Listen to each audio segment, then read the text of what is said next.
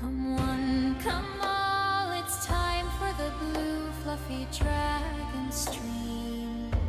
It's Kaito, destiny dragon, the fluffy blue dragon that gives hugs and cuddles all around. Enjoy the chill vibes as he travels through the gaming world.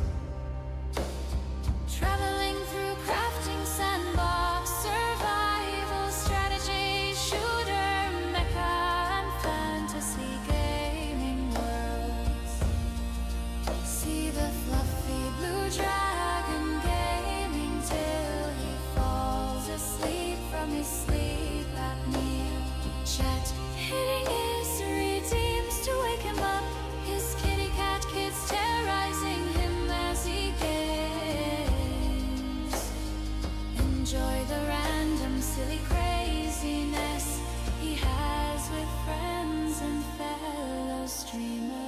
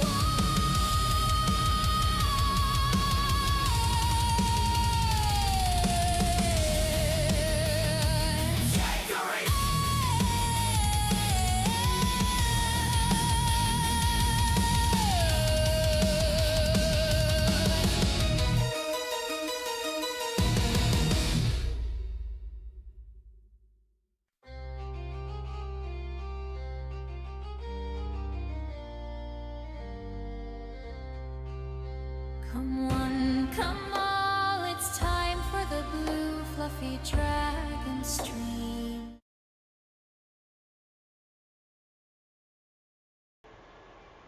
Dragon that gives hugs and cuddles all. Alright, let's see how well this works here. Alright, let's see how well this works here.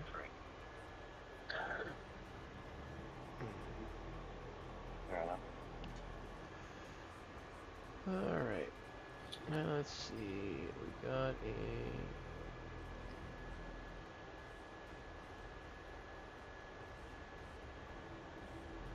There's that. Bring that over. Bring the redeems and big screen. Huh? Nope, wrong one. TV screen.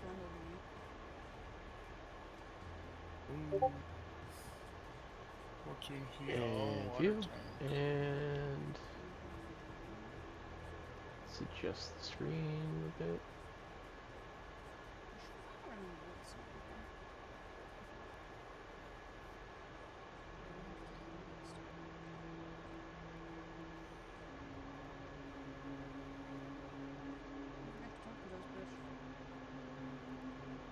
Which?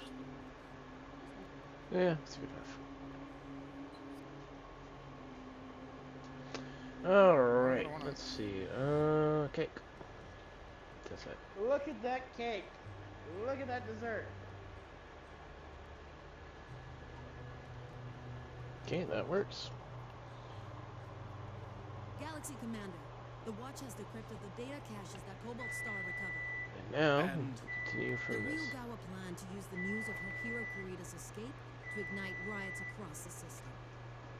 In the chaos, they plan to use a DCMS dropship to smuggle the prince off-world. Handoff is said to be at the Edo spaceport. Demi-Presenter, can Comstar validate this intelligence? No, we cannot. Our assets have gone silent since their last report. They are currently unresponsive. We have also not received any urgent HPG transmission requests that could be used to coordinate an escape. Strava. Does anything within our surveillance network corroborate this intelligence? AF. Space Traffic Control has just reported an unregistered dropship has broken atmosphere, with a trajectory heading directly for Edo spaceport. Leave it to these free-born barbarians to think that such a suicidal plan would ever work.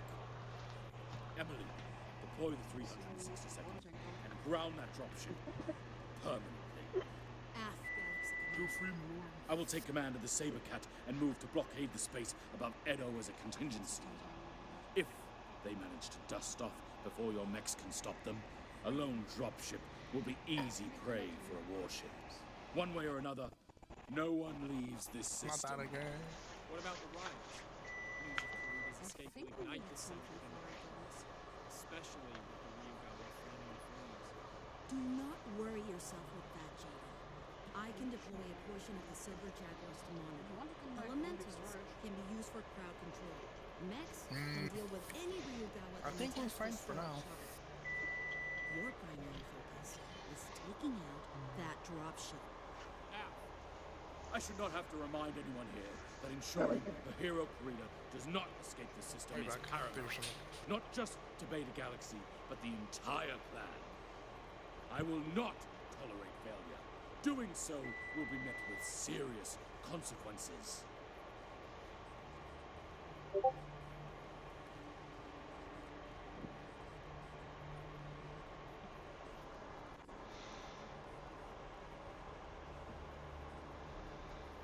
Let's see.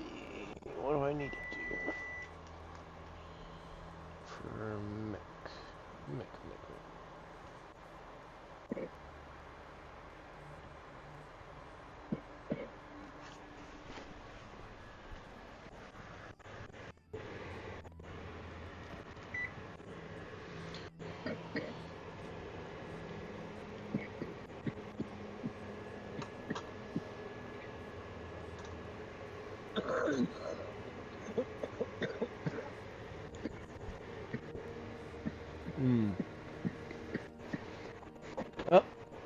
buns came out nice and buttery and flaky.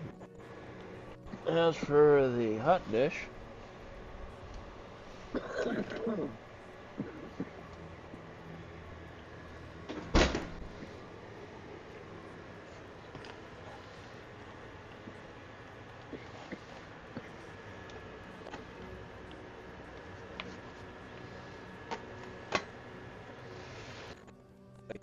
out. Wait, let's take a Alright, back. quick taste here. Yeah, smashes his burger around your degree. Like, come see.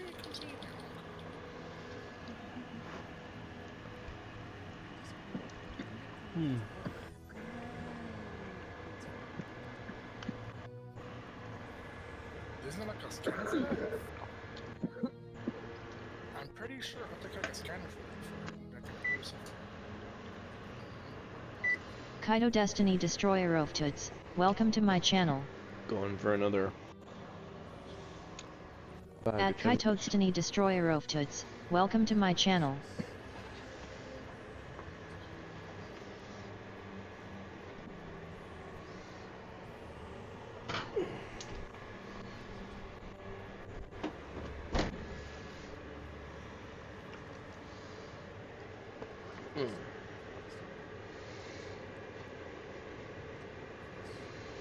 Oh, I love it when you can have buns that come out nice, flaky, and buttery, and Wow, oh, nice and soft.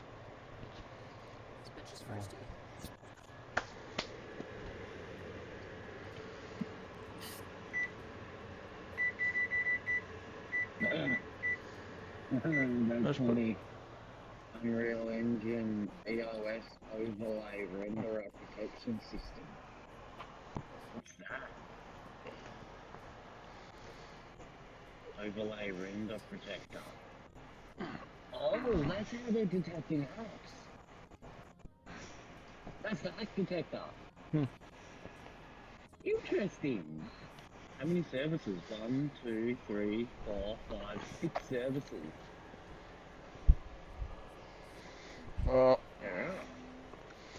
Well, now it just depends on how many services are easy to get hacked into. Well, I guess in a way, Wildcard must be getting sick and tired of the hacks being used on the official servers then, I reckon. Perhaps 6 different layers. Yeah, that's a lot of layers. Jesus Christ! How many vulnerabilities do they get? I was just checking out to see what the hell was using my memory.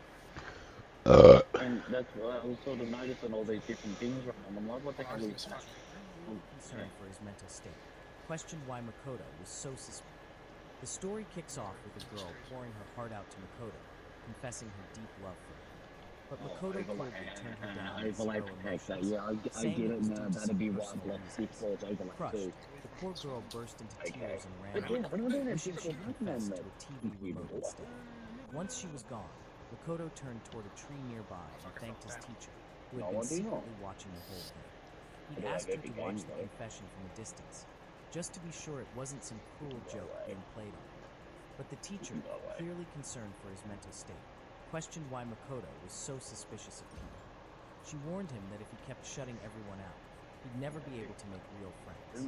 Makoto didn't explain himself. He simply thanked her again and walked off. Deep down, he believed as long as he didn't let his emotions get involved, no one could trick or hurt him again. He'd made that vow to himself long ago, after a painful experience he could never forget. It all traced back to years ago in school. Back then, he used to be the class clown, the goofball who made everyone laugh, especially his childhood crush.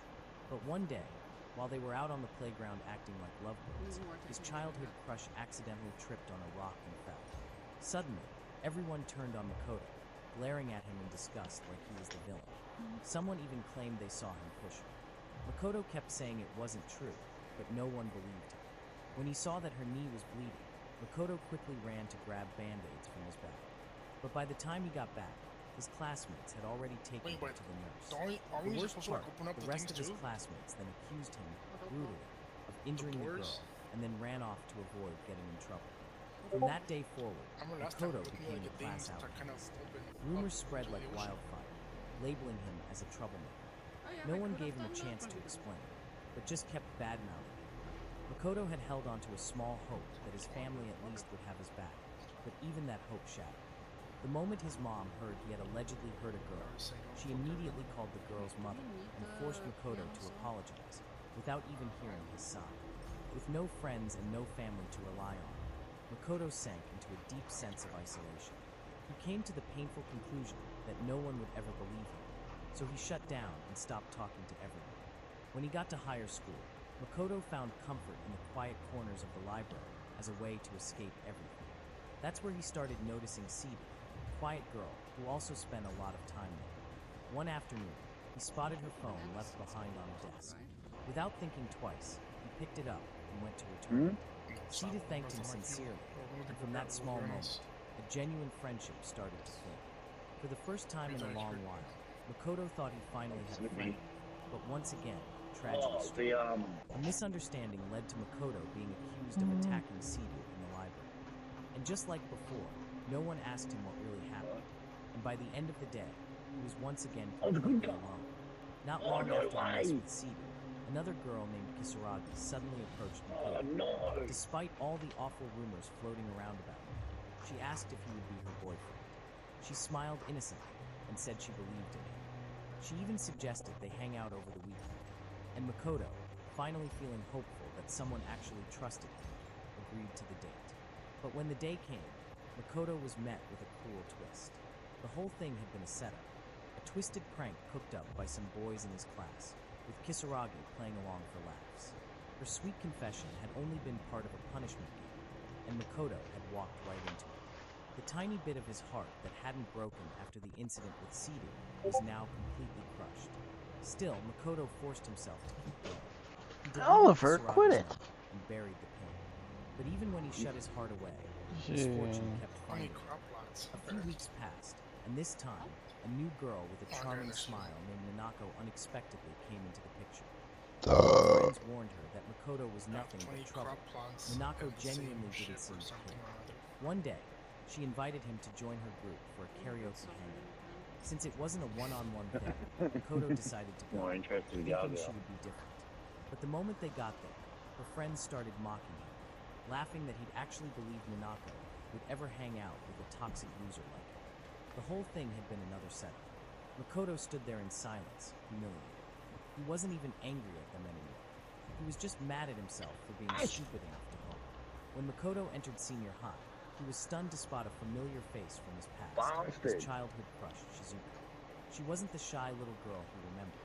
She'd grown into a full-blown bad, but Makoto had learned his lesson the hard way.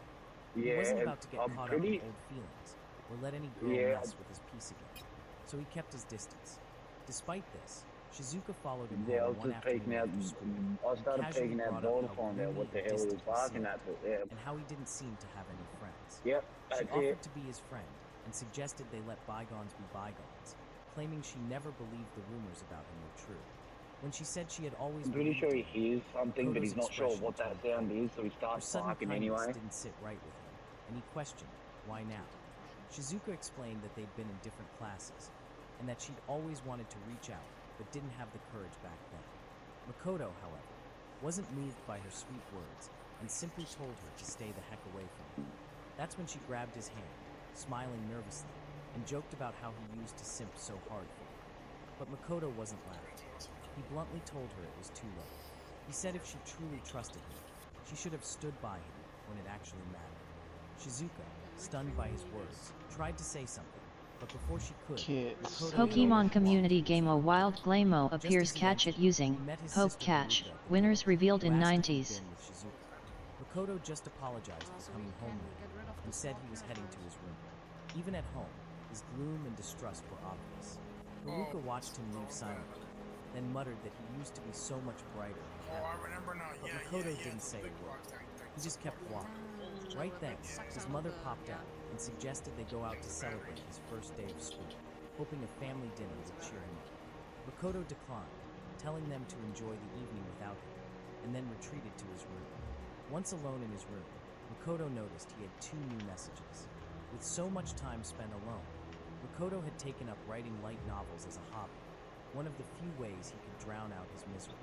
One message was a passionate review from a fan about his latest Ice Gun novel, while the other was from his editor, informing him that a publishing company was interested in his work. Despite the exciting opportunity, the thought of stepping out into the world and facing people felt more exhausting than exciting. So Makoto locked his tab and tried to act like he never saw the message at all. The next morning, Makoto dragged himself out of bed, sleep deprived because he couldn't stop thinking about the publishing offer. By the time he arrived at school, he was totally worn out. As he slouched at his desk, trying to stay conscious, he noticed the blonde girl next to him, Shinazuka. Quiet, reserved, and always alone. Pokemon community Just game like him, Glaymo the two had escaped. a poor reputation No one among caught their it. classmates. Suddenly, another girl walked up to Makoto with a smile and asked if she could eat lunch with her. Makoto immediately turned her down coldly. Memories of Ninaka and all the fake kindness still fresh in his mind. When the girl insisted on chatting, he shut it down with a quiet excuse, saying he wanted to read. Then he turned to Shinazuka and asked if he could borrow the book she was holding. Shinazuka, surprised, slowly handed it over without a word. As he took the book, Makoto felt something strange, a flicker of unfamiliar warmth. It was the first time in ages he had willingly reached out to someone. Even he wasn't sure why he felt drawn to Shinazuka. Later that day, Makoto and his stepsister Haruka walked home from school together. Makoto carried a bag of groceries, his mind drifting as he thought about why he'd talked to Shinazuka. It wasn't like him, and he couldn't figure out what made him do it. As they walked, he suddenly spotted Shinazuka on the other side of the road, completely focused on her phone and smiling at something on the screen. Haruka noticed her too and immediately mocked her, saying "There goes the delinquent," before commenting on Shinazuka's weird smile. It seemed Shinazuka heard her, because she walked past them with an angry squint, leaving Makoto wondering about the meaning behind her expression. Once Shinazuka was out of earshot, Haruka kept criticizing her for being a delinquent in this age, and how lame it was. Makoto muttered something in response, but Haruka didn't quite catch it. She suddenly paused, then asked Makoto why they had drifted apart as siblings. She admitted she used to feel jealous when he chose to play with Shizuka instead of her. Makoto stayed silent, remembering how painful it was when Haruka believed all the rumors about him, and never seemed to care how much it hurt him. Haruka confessed that her past judgments about him were wrong, admitting she'd unfairly believed the bad rumors. But when Haruka claimed she'd always been the only one who believed in him, Makoto's frustration boiled over, and he asked her to stop calling him older brother. He insisted that what's done is done, then excused himself, saying he needed to put away the groceries before they spoiled. Later that day, Makoto went back to writing. He received an email from one of his regular fans, a girl named Kamiko. She wrote about how his novels had helped her through tough times, saying she was a gloomy person herself. Messages from Kamiko were one of the few things that genuinely made Makoto. The next morning, on his way to school, Makoto spotted Shizuka waiting at the school gate with another girl. He tried to walk past without making eye contact, but Shizuka called out to him, saying she needed to talk. Her friend jumped in right away, introducing herself as Momo and stressing that Shizuka really wanted to have this conversation. Tears welled up in Shizuka's eyes as she begged Makoto to let go of the past, insisting that all she wanted was to watch a movie with him and cheer him up. Makoto stayed silent. Seeing her friend so upset, Momo hugged Shizuka, then snapped at Makoto. She called him a weirdo and yelled that, after everything, Shizuka still liked him, even though he looked like a dork. Annoyed by their persistence, Makoto realized that being polite wasn't working, so he decided it was time to be blunt. Before he could say anything, Shizuka suddenly pushed past them, telling everyone to get out of the way with their drama. Momo, surprised, reminded Shizuka that they used to be friends, but Shizuka quickly fired back, asking if Momo really had the nerve to call her that name. Momo tried to remind her how close the three of them used to be, and begged her to stop pretending to be a delinquent. When Momo insisted she had always believed in Shizuka, both Makoto and Shizuka's faces went cold.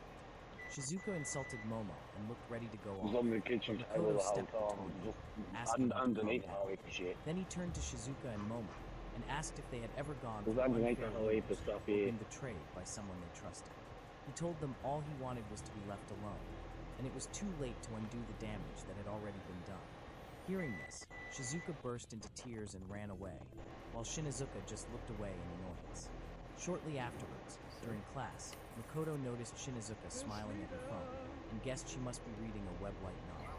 Suddenly, she started typing furiously, which reminded Makoto to check his own phone, wondering if he had received another message from Kamiko, his fan.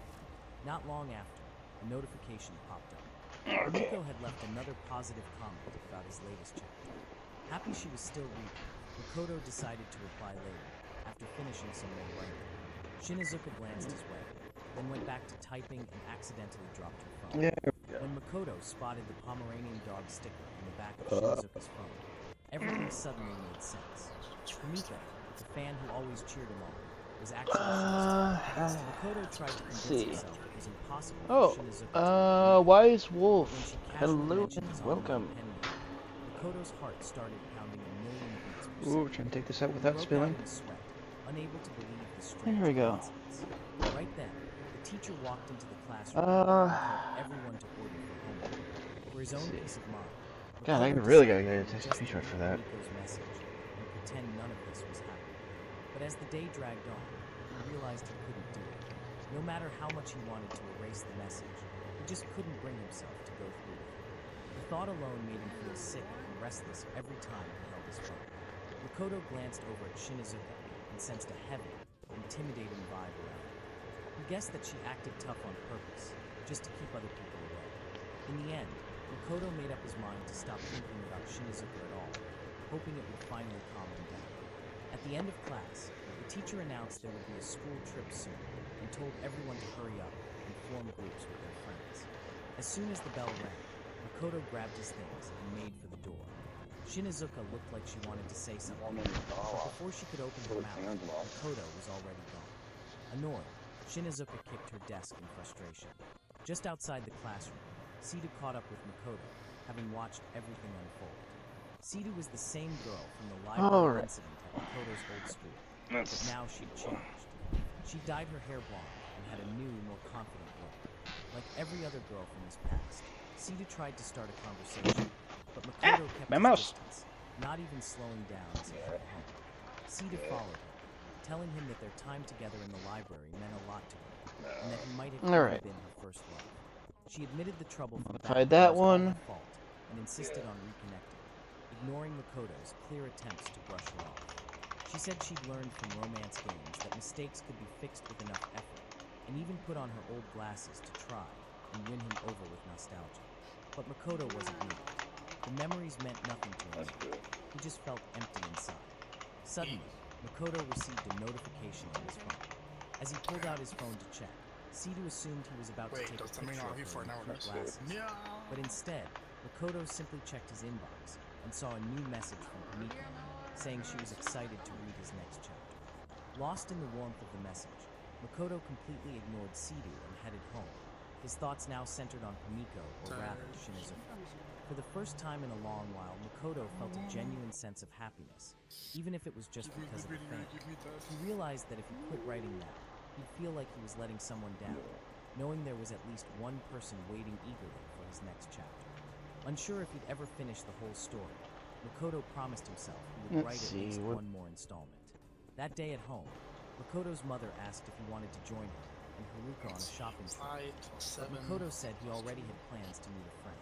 Haruka was excited and ready to go, but when Makoto kept insisting about meeting his friend, their mother got annoyed and told him to stop living in the past and grow up. Makoto found her comment almost funny, since she'd gone shopping with Haruka plenty of times without him, even skipping his graduation once. He didn't expect her to suddenly change now.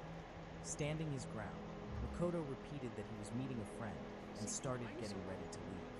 Haruka looked disappointed and asked if he could skip seeing this invisible friend and come with them instead, but Makoto ignored her and headed out, not looking back even as she called after him at the door.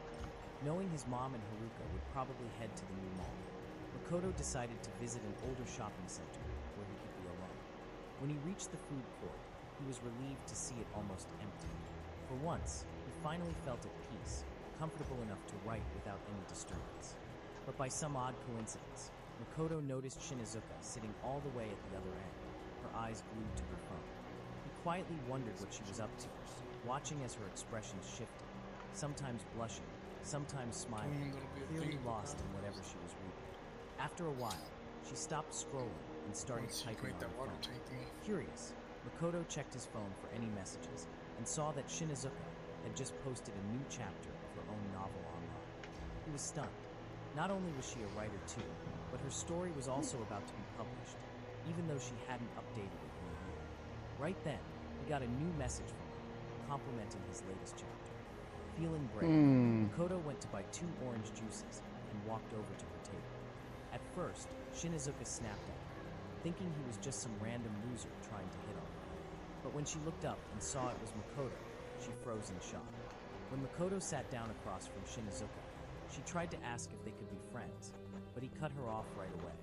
He told her straight up that he didn't want to be friends with her. Annoyed, Shinazuka snapped back, pointing out that while she had some bad rumors about him, none were as damaging as his, and then told him to just leave her alone. Makoto was caught off guard for a second, realizing that his own reputation might be even worse than he thought. Still, he shrugged and said he didn't care about the rumors, since nobody really knew the truth anymore. Shinazuka replied that he should just stay out of her business, saying she didn't want to get mixed up with anyone anymore. The rumors surrounding Shinazuka were all pretty nasty. Stories about dating sugar daddies, extorting classmates, violence, sneaking out at night, and more. In fact, she was considered the real trap queen of the ghetto. Even so, Makoto said rumors were just made-up stories, and offered her one of the orange juices he brought. Shinazuka snatched the drink from his hand, making it clear she didn't trust any acts of kindness. When Makoto tried to grab her arm to stop her from tossing the drink away, it ended up spilling all over his clothes. Seeing the mess, Shinazuka quickly apologized, but then got defensive, saying he was rude first, so the mess was just as much his fault as hers. Frustrated, Shinazuka demanded to know what Makoto wanted from her, since it was clear he hadn't sat down for a friendly chat.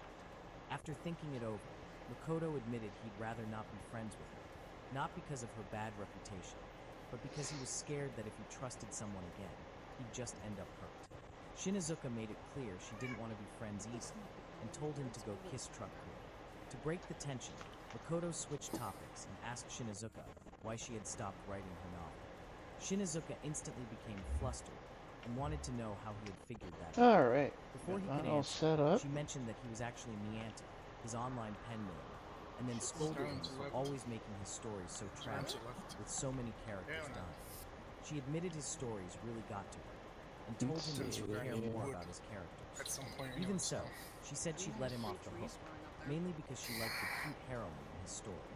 Makoto listened quietly, and when she finished, he asked if he could read her work. Shinazuka was embarrassed at first, but finally agreed, warning him not to bother with her old stories, because they were mostly just essays. Still, Makoto checked them out and found them pretty funny, especially since most of them were sappy romance tales. Despite their awkward start, the two of them ended up bonding over their love of novels, talking and laughing together until evening. Just then, Shinazuka's stomach growled, letting Makoto know she hadn't eaten much. Makoto also realized he was hungry, but he hadn't enjoyed such a fun, long talk, especially with a girl in ages. He then suggested they grab a bite before heading home since it was already getting late. But when he noticed Shinazuka hesitated, he asked why she didn't want to go back.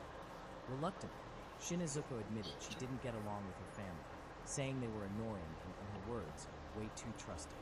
Suddenly, Shinazuka's older sister, Seiko, showed up in the food court to pick her up. As soon as she spotted Shinazuka, she rapped her and when Seiko noticed Makoto, she immediately asked if they were friends. Both Makoto and Shinazuka denied it right away. Seiko didn't seem to care, and was just happy to see her sister hanging out with someone her age.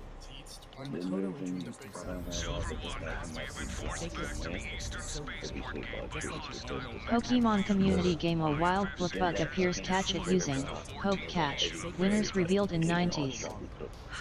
They must have escaped Kurushiyama with the prince. Shinazuka quickly Silver Jaguars. The prince while have saying taken the goodbye, spaceport and Shinazuka intend to flee accidentally this called world Makoto with Niantic's Ohiro online Kurita.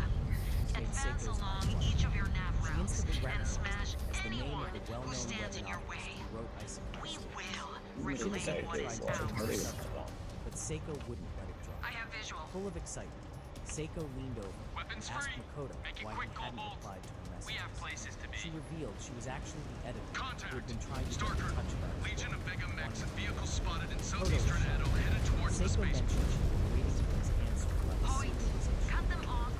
joked that cannot Shinizuka reinforce should the have mentioned spaceport. knowing Makoto, but Shinizuka Be replied advised that that they all weren't other actually mech friends. forces have been Soon committed to after, the spaceport Seiko and assault. Shinizuka Your left the primary food will court, have to hold them on Seiko your own. promising to talk to Makoto about the book deal another time. These since it was spheroids will not already get past us. Seiko said it was destined that she would help to pick up the little sister.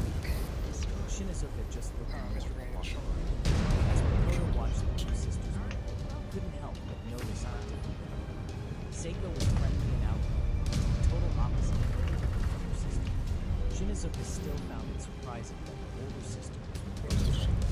Makoto, Get moving, Cobalt. No need to linger here. Pokemon community game Bookbug escaped. No one caught it. Shinizuka quickly assured him that she hadn't used any connections to help him. She admitted shyly that she'd read many of his stories and genuinely believed they were good enough to be published. She really meant what she said. Seiko, trying to ease the awkwardness, teased that she could already see the two of them were friends. Shinizuka immediately denied it, and Makoto wasn't even sure himself what to call their relationship.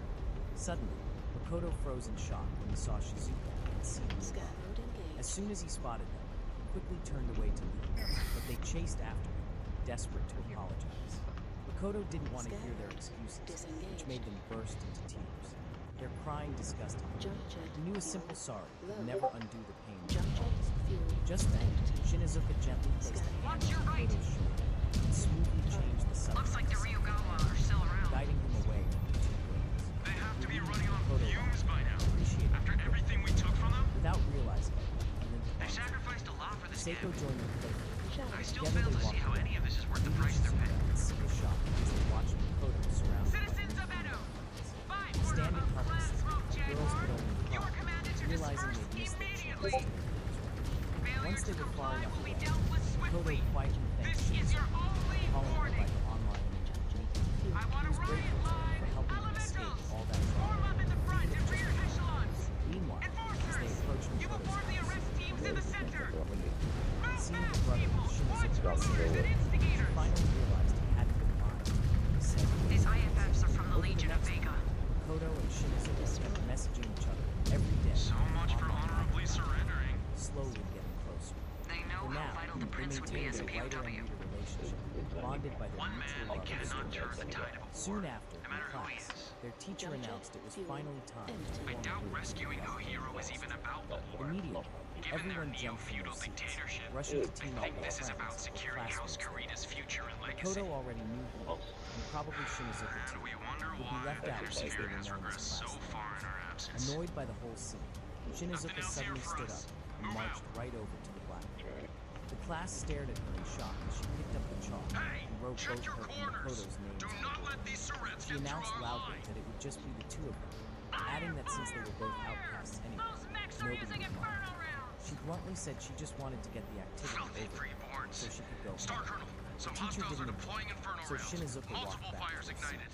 As she sat down, she Hold the casually line, warned Hoyt. Makoto We not to have get not the yet wrong secured idea. the target. This We didn't have mean they no were friends. personnel to spare. She insisted again that she wasn't trying to be close Hold to the line him as or long as we anything. are able, She Star just Colonel. wanted this over quickly. Missed.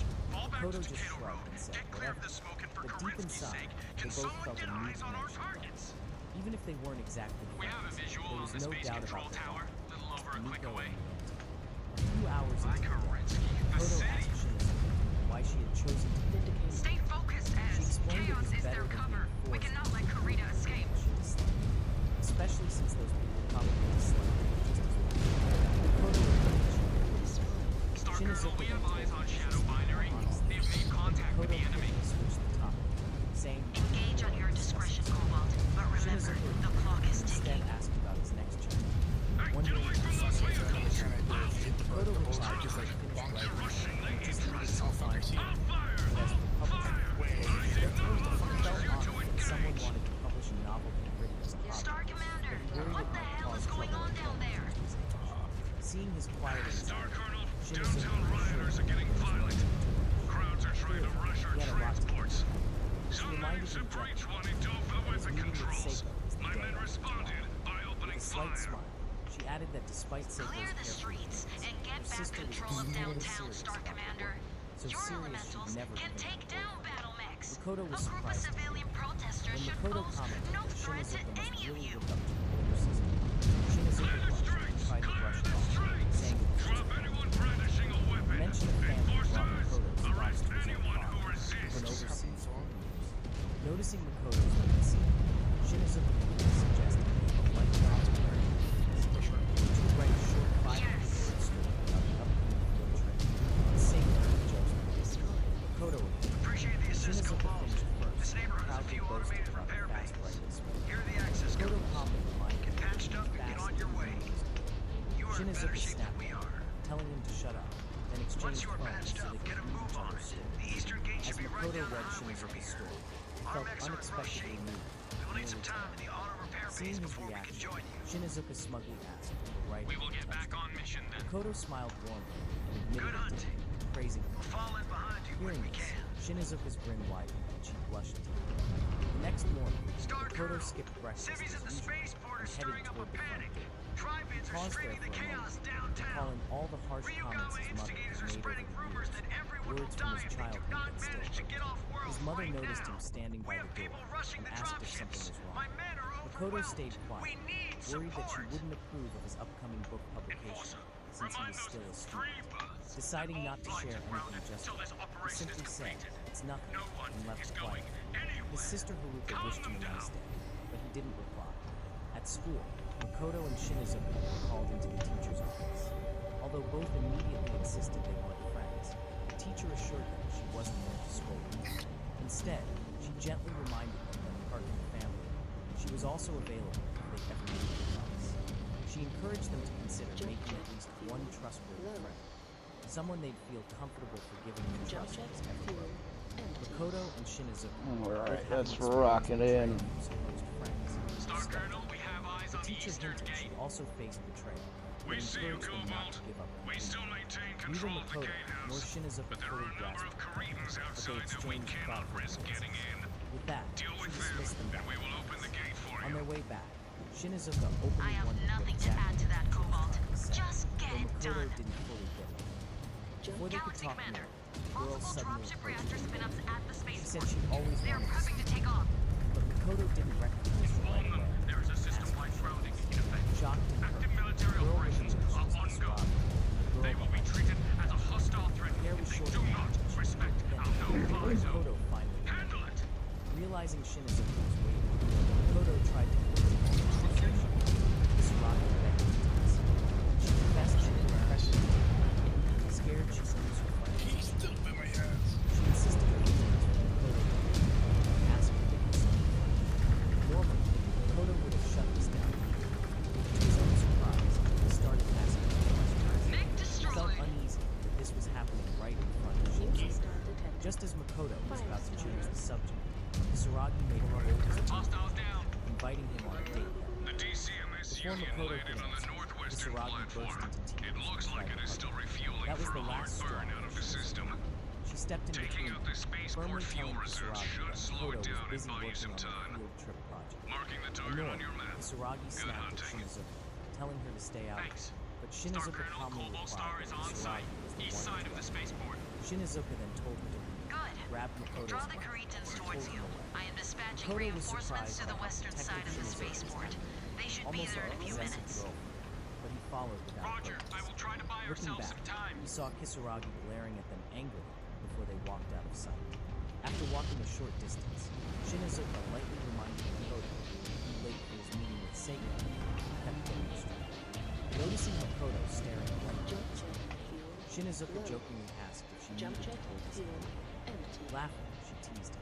But when Makoto playfully replied that it would only make him blush more, Shinizuka playfully threatened him with a fist, daring him to In a flashback to their school graduation, Shizuka had happily approached Makoto to congratulate him and start a conversation. But Makoto answered coldly and quickly walked away. Shizuka called after him, begging him to wait, but he never looked back and just kept going. Confused by his sudden coldness, she decided to wait until senior school, thinking that since they'd be at the same school, she'd get another chance. Back in the present, Shizuka, Haruka, and Sita met at a downtown cafe, gossiping like bored old friends about the strange new connection between Makoto and Shinizuka. Shizuka shared how she and Sita had recently seen Makoto hanging out with Shinizuka and Seiko. Sidu admitted that Shinazuka was attractive, and even felt a bit jealous of her sweet skin. The girls speculated about what kind of person Shinazuka might be, especially given the awful rumors surrounding her. Sidu summed it up. Everyone in class deemed Shinazuka unlikable. Yet seeing how casually she'd been chatting with Makoto that evening, they agreed she clearly had become his friend, which was one heck of a surprise. Haruka entered the conversation by sharing that she remembered Tsuragi had once searched for her brother, though she hadn't taken it seriously at first. Shizuka added that she heard a rumor that Tsuragi and Makoto had once been very close friends. Haruka then remarked that, although Tsuragi looked like she was a real slave, very popular. The conversation drifted to the Tsuragi was about to say something. The girls agreed that they were not going to let Tsuragi was relevant to the conversation. Changing the subject, Haruka shared the details. Makoto had been cleared unusual, even accepted Usamachi. Seeing the puzzle books on Shizuka's side, Haruka clarified that Makoto wasn't as cold or scary as he used to be. She speculated this sudden change might have something to do with Shizuka. Suddenly, what started as fun gossip turned into an emotional roller coaster, as the three girls acknowledged their feelings for Makoto. Fuel tanks destroyed. Shizuka went first, sharing exactly what happened back. But we can buy ourselves even more. While she was busy nursing, I am marking the spaceport's power relay station. everyone was blaming Makoto. Take that out, and this place will be down to emergency generators. The tension made her freeze, and she couldn't get the words out. Shizuka explained how those early moments could shape a kid's whole personality, being unfairly blamed. She'd always worried because of it, and stayed distant and alone in her school. The guilt pushed her to want to tell the truth to everyone, but she was scared everyone would turn on her instead and hate her, so she kept quiet. She hoped to fix things once they hit senior school, but when she finally tried, she learned life wasn't that easy. Since then, she chose silence. Haruka, moved by Shizuka's confession, admitted she'd heard about the playground incident too, and how Makoto's classmates had thrown pebbles at him, and even smashed his stuff, just because they thought he hurt Shizuka. Haruka said that when she told her friends, they painted Makoto as a violent kid. Power relay down. They called him Two-Face, and even guessed his DCMS dropship is being carted out of dry dock, heading for the launch pad. Shaken by their Looks like they are going to make a run for it with what they have. told their mother that Makoto Cripple that ship before it can take off. This This might be our last chance to capture feeling him hurt that alive. Makoto spent so much time with You Shizuka heard him, that she Cobalt. felt Do not relent. She thought Do that not causing show a little any drama mercy. and then showing kindness would get Makoto to notice more, but it backfired. By the time Haruka realized her mistake, Makoto treated her like a stranger, answering her with a cold distance. Now looking back, she wished she just been kinder from the start. Sita, quiet library, at first she believed the rumor that Makoto had disappeared, even though deep down she felt it. On graduation day, she learned from an anonymous source that Makoto had actually jumped into technically falling into the storm. She remembered the tremor, but only saw Makoto rushing toward her, so she cried out that he'd attacked her. Her dramatic playing grabbed everyone's attention. Classmates rushed to comfort her. For a shy girl used to the spotlight, she loved the attention so much that she never asked Makoto's side of the story. That incident made her so angry. She started dressing stylishly, turned down tons of admirers, and enjoyed school, forgetting all about the details. Haruka clearly called many admirers the best of Sita, but she rejected them all because of her eyes. No one could see her. Later, after Sita found out the truth about that day in the library, she bumped into Makoto by chance. Sita brought back memories of the happy times. Pokemon community game A Wild Slay code appears. Catch it using Hope Catch. Winners revealed in 90s. That's when she finally understood what she tried to make things right and center, but by then it was too late. After these heartfelt confessions, listen, and Sito felt themselves what they'd done, and started thinking about how to Wisebot 3 viewers, plus 3, alarm clock 51 minutes and 46 seconds. Stop apologizing, and instead help Makoto become the kind person he once was. Haruka saying that face-to-face apologies might just be better for us. Instead, she proposed a solution. One enemy mech down. A girl who had actually reached Makoto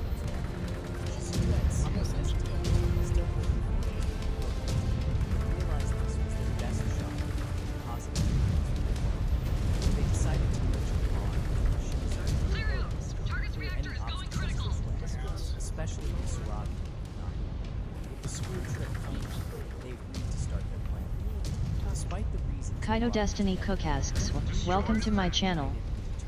At Kaito Destiny Cookasks, welcome to my channel. Makoto remembered how early the stepsister gave them to Squatch. When they were little, he always pretended to love them, even though it disgusted him just to make them sense. Back then, he felt compelled to protect them. Pokemon community game Slaycoat escaped. Q. No one caught it. Was completely gone. It was the same with Shizuka. They used to be inseparable because she always Kaito Destiny, so too Cookasks. Stream Elements look it's Cookasks they were playing. Go check them out and give them some fluffy cheers and support. Cookasks at URL. Then I'll go to fuck. That was up there, chap, yes. We're never gonna build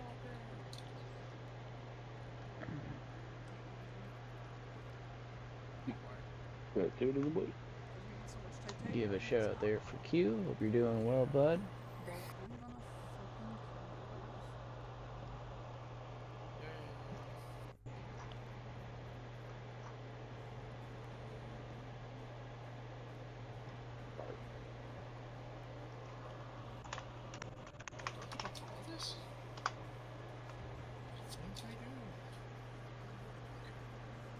Help me to break Yeah. I'm thinking make it a better. Might make it. So maybe I don't parkour up here?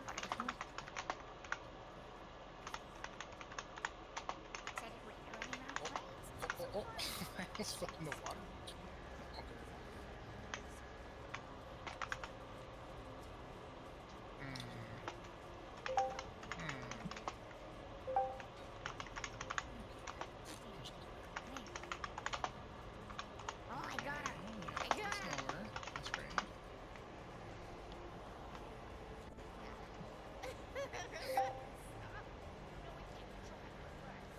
Things had warmed a bit late.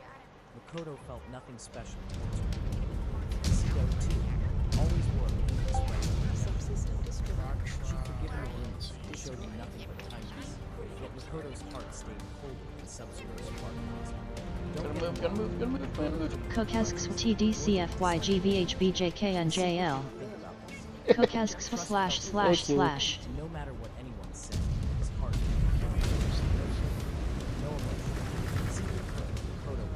Stream Elements feel free to come and join the fun for crazy adventures through the worlds. URL. Although Makoto had arranged the call, he wasn't convinced his father would really make time. When the call began, Makoto was extremely formal, speaking to his father as a grown man rather than as a boy. He explained clearly and firmly that his novel had done well, and he was being offered an opportunity to publish it. He summoned all the friends he mustered. Makoto openly shared his ambitions, and his father listened attentively. To Makoto's surprise, his father responded warmly.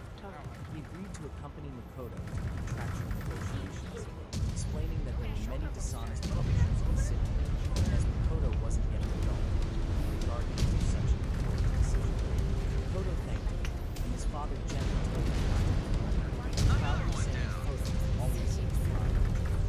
Hearing this deeply touching note, after the emotional call, Stream Elements, welcome to the Fluffy Dragon's Den.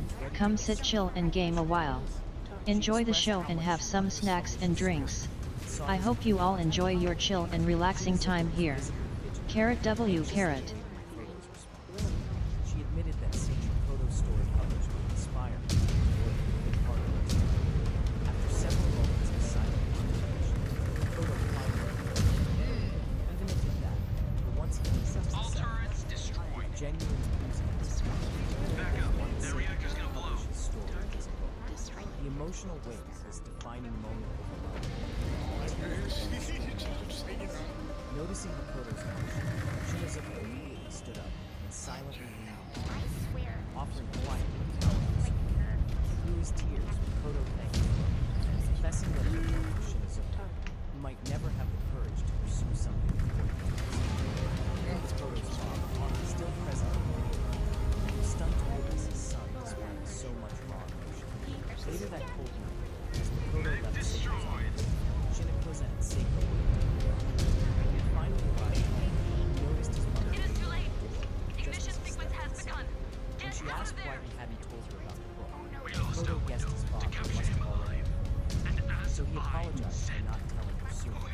his mother assured him it was fine, and it was good news.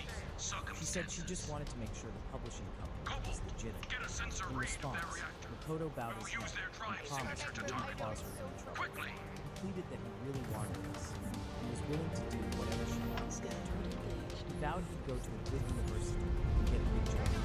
That was what he wanted to do. Seeing the mix of desperation and sadness in his eyes, his stepmother told him.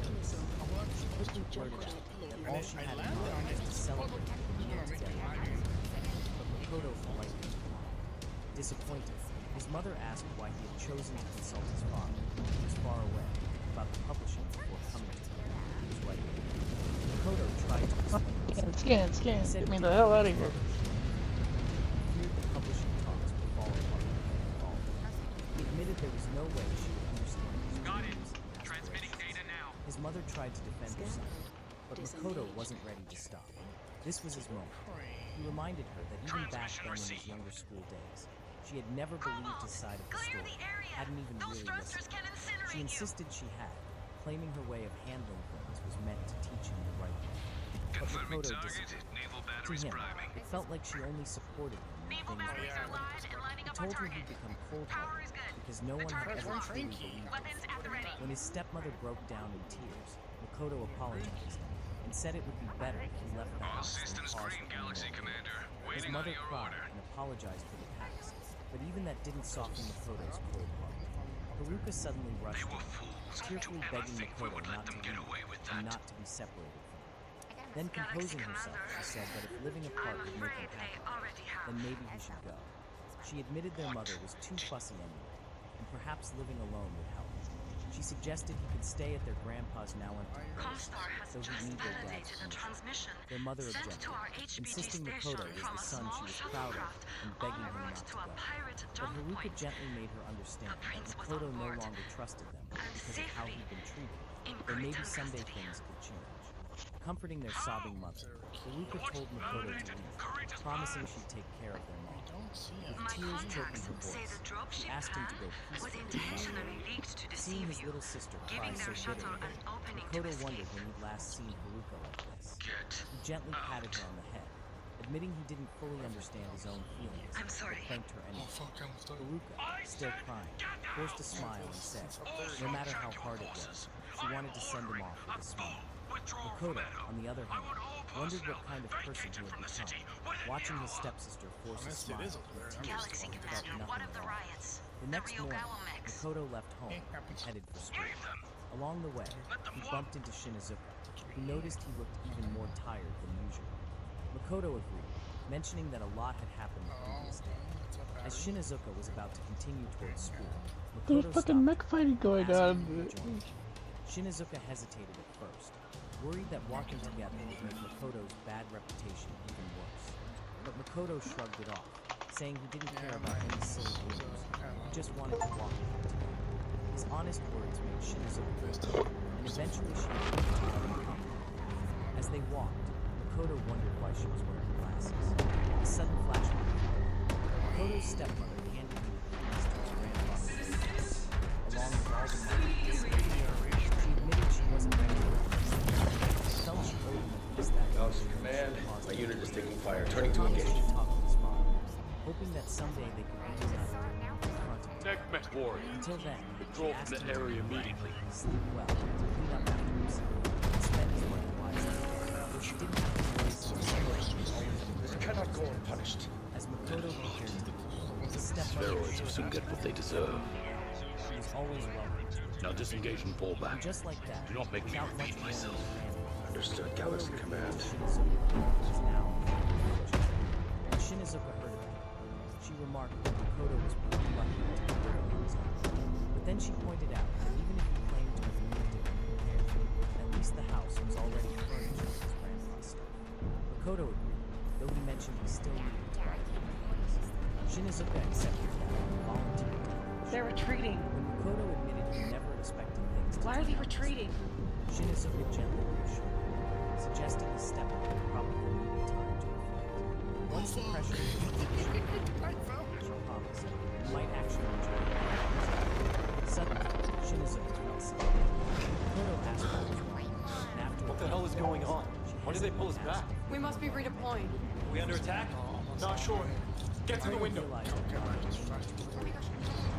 that he was a big Ground boy, forces clear of designated area. Awaiting orders. besides, the food court Received, was Star where the Colonel. guys went to hit on girls. All ground Not forces exactly hold on station. So Makoto invited Shinizuka over to his place for their writing sessions instead. Shinizuka immediately blushed, clearly flustered by the suggestion. He quickly clarified Open that she fire didn't and ask destroy because them. she'd miss him or anything. Still, she admitted the food court wasn't great for writing, and said it would be nice to have a quieter place to work. As she spoke, Makoto thought about how he didn't really want to leave her alone. Still blushing, Shinizuka asked if he was sure she wouldn't be bothered with her coming over to his shack. All targets destroyed. Reminding him they weren't Skies are exactly clear. friends. Makoto simply nodded and said he knew, but she could come if she wanted to write. When they finally reached school, Makoto turned to her in class and asked if she could also feel the weird vibes in the room. Shinizuka nodded and Galaxy noted Commander? that everyone seemed to be starring. Awaiting orders. Makoto quickly blamed her stupid wearing glasses, but Shinizuka fired back, saying it was probably because he wasn't wearing his usual creepy Pennywise smile. The two glanced around and realized just how many eyes were on them, with classmates whispering and starring like hawks. Under that spotlight, Shinizuka sighed and said there was no way she could write Fire the latest everything. chapter of Makoto's novel like this. Just then, Shizuka entered the classroom. Noticing Makoto and Shinizuka together, she nervously walked over to them. Desperately trying to spark a conversation, she asked Makoto if he had changed his hairstyle. Makoto said no and asked why she thought that. Shizuka shrugged and said it was nothing major, just that he'd been acting more relaxed lately. She also mentioned she noticed how well he was talking to Shinizuka and added that they would really like to work almost over. Then she casually walked away.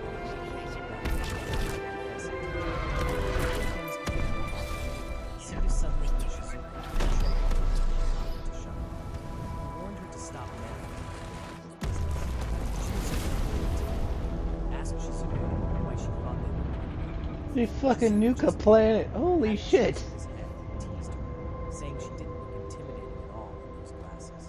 Then, with a sly smirk, she dropped the bomb that she knew Makoto had invited Shinizuka over to his place. Seeing immediately apologized for Shizuka's drunk anti-behavior and dragged her away, leaving behind a tsunami of awkward silence. Finally, Shinizuka Holy by shit. saying she wasn't in the Pushed. mood for light novels anyway, and suggested they go shopping. They got pushed at hard. a new place instead. Makoto mentioned he needed to buy a cup, and Shinizuka immediately guessed it was a coffee mug, because of course, he was Captain Jitterbeans. But Makoto corrected her, saying he actually wanted to buy the cup for her. That made Shinizuka go full-on cherry face. She said she'd be delighted to have one, but it really wasn't necessary. Makoto just smiled at her flustered reaction. After school, the two of them went shopping at the mall. Shinizuka was surprised at how quickly they wrapped things up and asked if they would forget it. Makoto just Jesus, nodded full and asked fucking him nuke if she barrage. was really sure about not wanting a cup. Shinizuka insisted there were plenty at his grandfather's house already. Plus, she didn't see a reason to get one since she'd only be there to write. Not like it was anything special. Makoto agreed, saying yeah, that made Pokemon sense. community game A Wild Bellossom appears catch it using Poke Catch. Winners revealed in 90s. Just said they should hurry back home. Just then, Makoto felt a sudden urge to take a poop, so he excused himself to use the restroom, leaving Shinizuka waiting. Several hours passed. Challenge is and since over. he wasn't yet back, Shinizuka started Cordero to Perez, crumble you are inwards, relieved of wondering if he command. was actually giving birth Your to herself. dishonorable conduct in Past times, ordering the she was destruction reaching of the out city of like Edo on her phone, will hoping forever he'd come back stain soon. your codex. But just then, some of her old You have classmates anything to who say lived for 2 meters yourself. away spotted her and came over. Shinizuka froze in nervous shock when she saw her. They leaned close and asked if Shinizuka was waiting for a friend. But then they said that shouldn't be the case since she didn't have any friends. As Shinizuka fidgeted anxiously, they kept going, making snide remarks about her cringy stories and mocking her appearance. One of them even threatened to call another Get him out of friend, my Momo, sight. so she could come and bully Shinizuka too. Suddenly, Makoto returned. He stepped between Shinizuka and the girls, telling her not to be shy about her stories, and then asked her to come home with him. The mean girls froze, caught off guard by how genial hot he was. Jealousy crept in as they stared at him, wondering if he was actually Shinizuka's boyfriend. As Makoto and Shinizuka started to leave, one of the girls, dripping with jealousy, tried to warn him about Shinizuka's By right of conquest, you have won your challenge to lead Beta as its galaxy. Pokemon community game Velocum escaped. No one caught it. Predecessors. And then warned them never to come close to Shinizuka.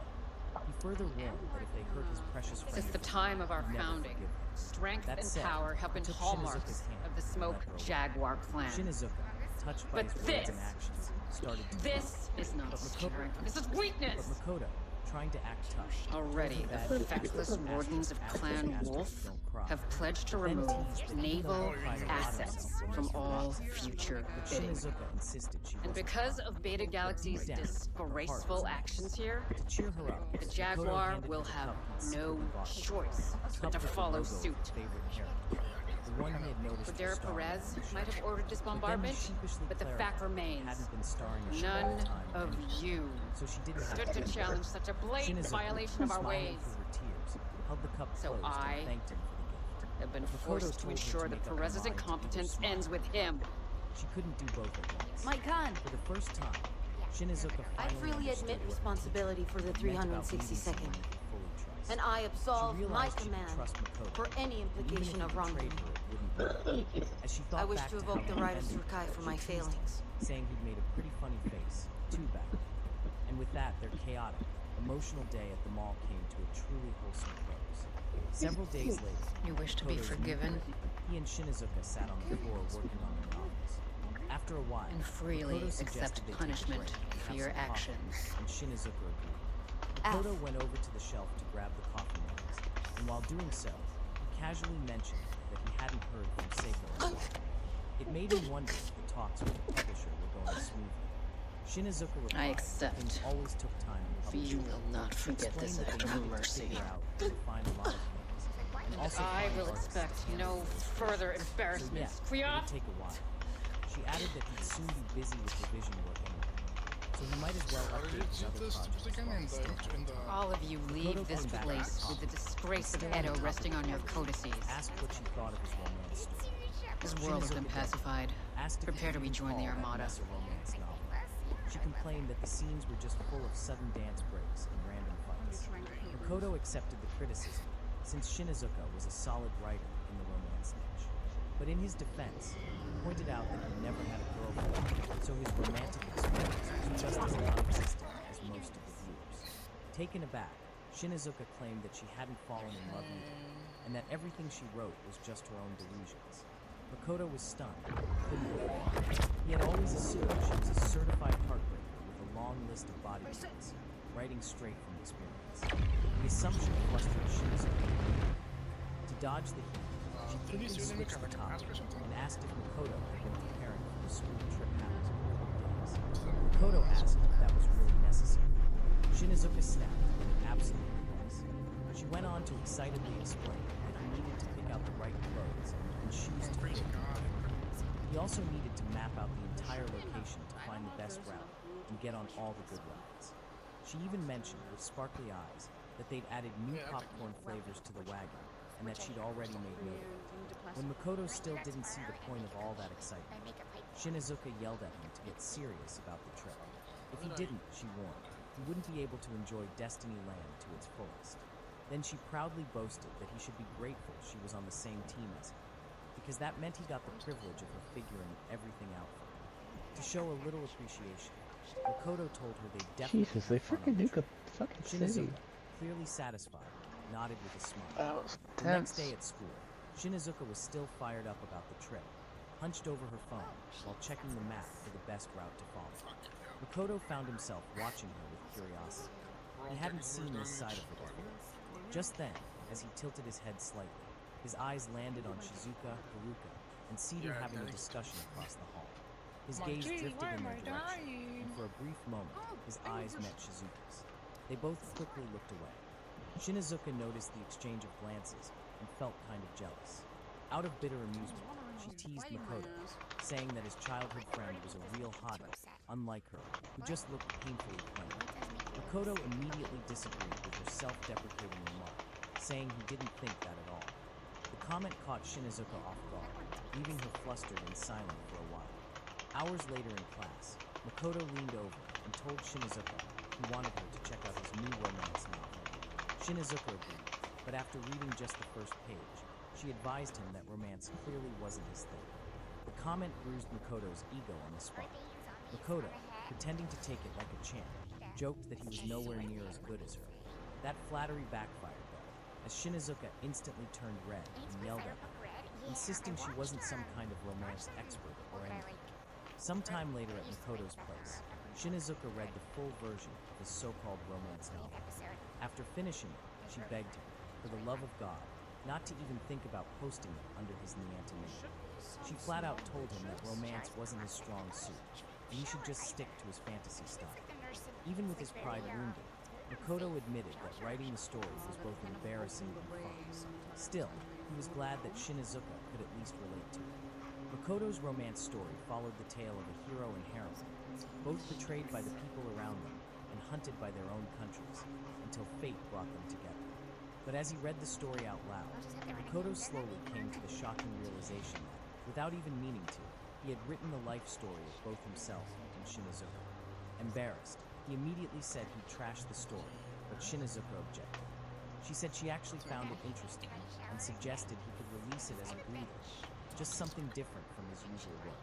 Makoto agreed, but this time, he decided to carefully foster and develop the story, giving it the attention it deserved. Time flew by quickly, and before they knew it, evening had already rolled around. Realizing how late it had gotten, Shinizuka immediately said she needed to head home before it got too dark. She also remembered they hadn't prepared dinner, so she planned to stop by the convenience store on her way back. But upon hearing them, Makoto mustered up the courage to suggest they have dinner together instead. Though a second later, he remembered that Seiko, her older sister, might get worried if she came home late. Shinizuka, however, pointed out that it wouldn't be a problem.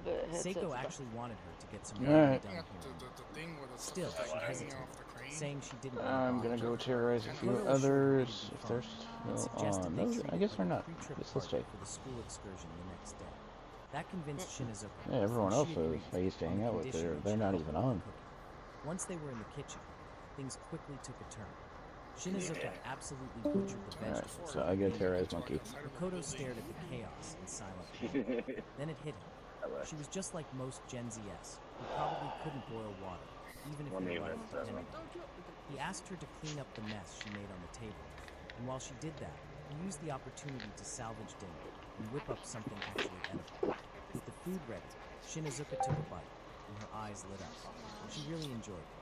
Feeling a little guilty, she offered to wash the dishes, since she had been completely useless when it came to cooking. When Makoto apologized for making her do that, Shinizuka waved it off and told him to focus on the school trip tomorrow instead. She reminded him to memorize the map so they could navigate the park easily. She was beyond excited, thinking about all the rides, characters, and snacks she wanted to check out. She was so pumped, she didn't think she'd even be able to sleep that night. Makoto, however, warned her to get proper rest if she really wanted to enjoy the trip to the fullest. As he watched her ramble on about her excitement, Makoto couldn't help but wonder if spending time like this, talking, laughing, and just being merry was the real essence of friendship. On the day of the school trip, Makoto felt oddly nostalgic. He thought back to all his former school trips, and how every single one had been a solo experience. No one ever talked to him. In fact, most students would have rather chatted with a wall than even look his way. He'd always been ignored during bus games and freaking joints hurt. It got so bad that even his assigned seatmate. Hey, Paper Dragon.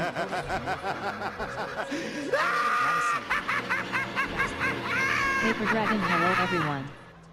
Kaito Destiny Paper Dragon, welcome to my channel. At Kaito Destiny Paper Dragon, welcome to my channel. Acts behind us, and look ever forward to the Smoke Jaguar's eventual victory. I have successfully bid the entirety of the 362nd Assault Cluster to take the world of Portugal. Let me present her. Enlighten us on our new target. Hi, Starkhammer.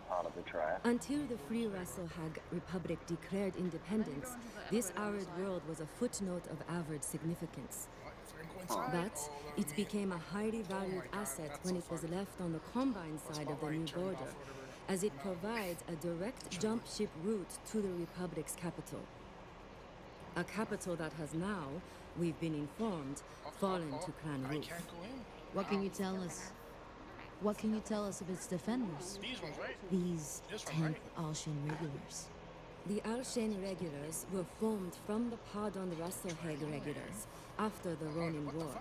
Since many lost their homes when Rasselheg declared independence, there is a strong culture of tenacity and resilience. That is why the 10th nickname is Death Before Retreat. A name worthy of true warriors. Af. Let us hope they live up to it now that they have accepted our patrol and chosen the hardcore plains as their battleground. But this fight will not be as straightforward as our battle with the 14th Legion of Vega. We are hard burned to the planet and will arrive much earlier than scheduled. Each star will be deployed along multiple fronts to strike them before they expect us. Cobalt, your star will touch down behind this ridgeline, advance on foot, and set up a firing line in this position. From there, you should be able to catch them as they attempt to ford this river. This open terrain will be their undoing with our superior technology.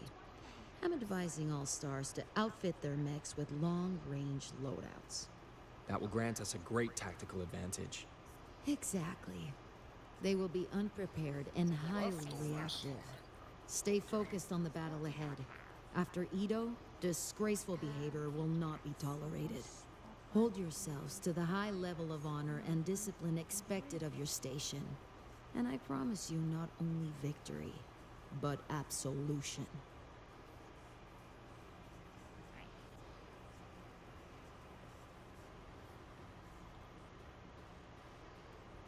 Kitty cat, what do you got on your chin chin chin? That's where you live.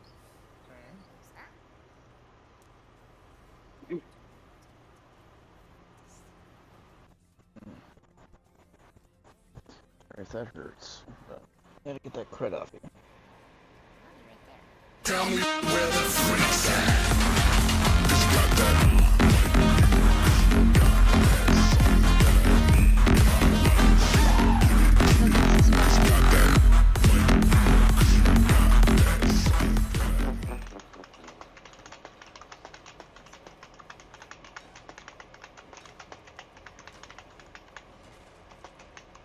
Cook asks why never stop loving that. Indeed. Indeed. It's always great.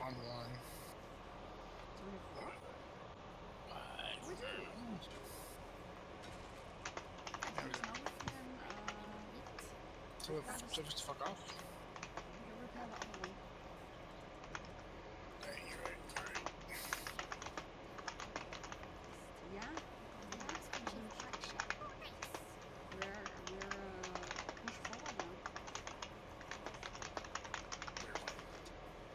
Oh yeah, the time.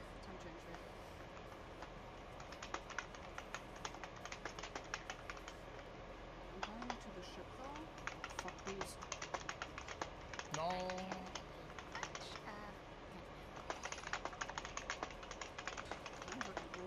Pokemon community game A Wild Wiglet appears catch it using Poke Catch. Winners revealed in 90s.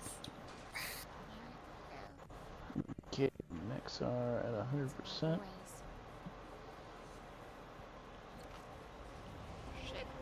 Shit. Oh, that was almost Where are really you bad. going? It was really bad. Fuck you. It was really fucking bad, wasn't it? I almost ran inside. Stream Elements. Hi everyone, as a heads up I have sleep apnea and tend to fall asleep sometimes in my streams. Please be patient with my disorder or try waking me up with my redeems. I feel a thing is over here. Flight ops, Condor 672. Eyes on the drop site. Yeah, I'm telling you, all those like the second gear it's very fast. Opening drop bay doors. Cobalt, release imminent.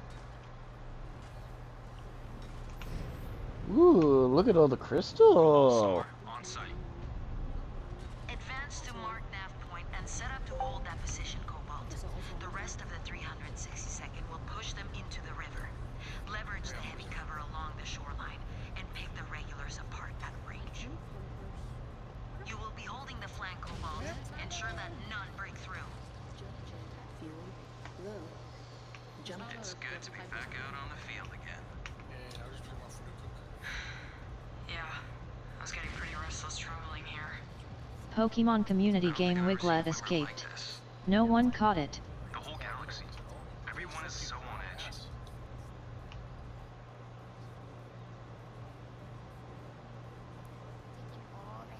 Did I just crash? Yeah. Nope, froze. Nope, it just froze. His actions cast a long shadow, even if Dieter Osis took Perez away with him. It will get better once we have driven the 10th out. We just need a win. We will have it here. And pay back the Star Colonel for invoking Surkai on our behalf. That was no small gesture. She sacrificed her own honor to minimize the fallout on us. It won't matter. Our codices will be stained by Ito for the rest of our careers. The invasion has barely begun. There will be opportunities to make up for Turtle Bay. We must do better. What else can we do? Bro. We are here. Hello there.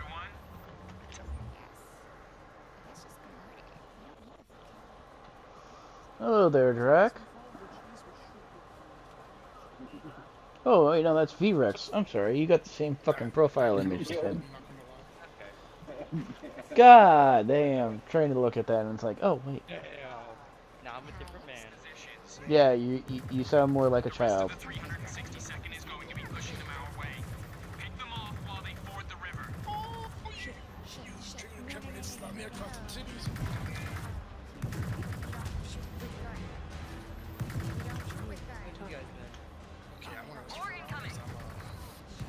Detecting long-range weapons on those tanks. We should prioritize that.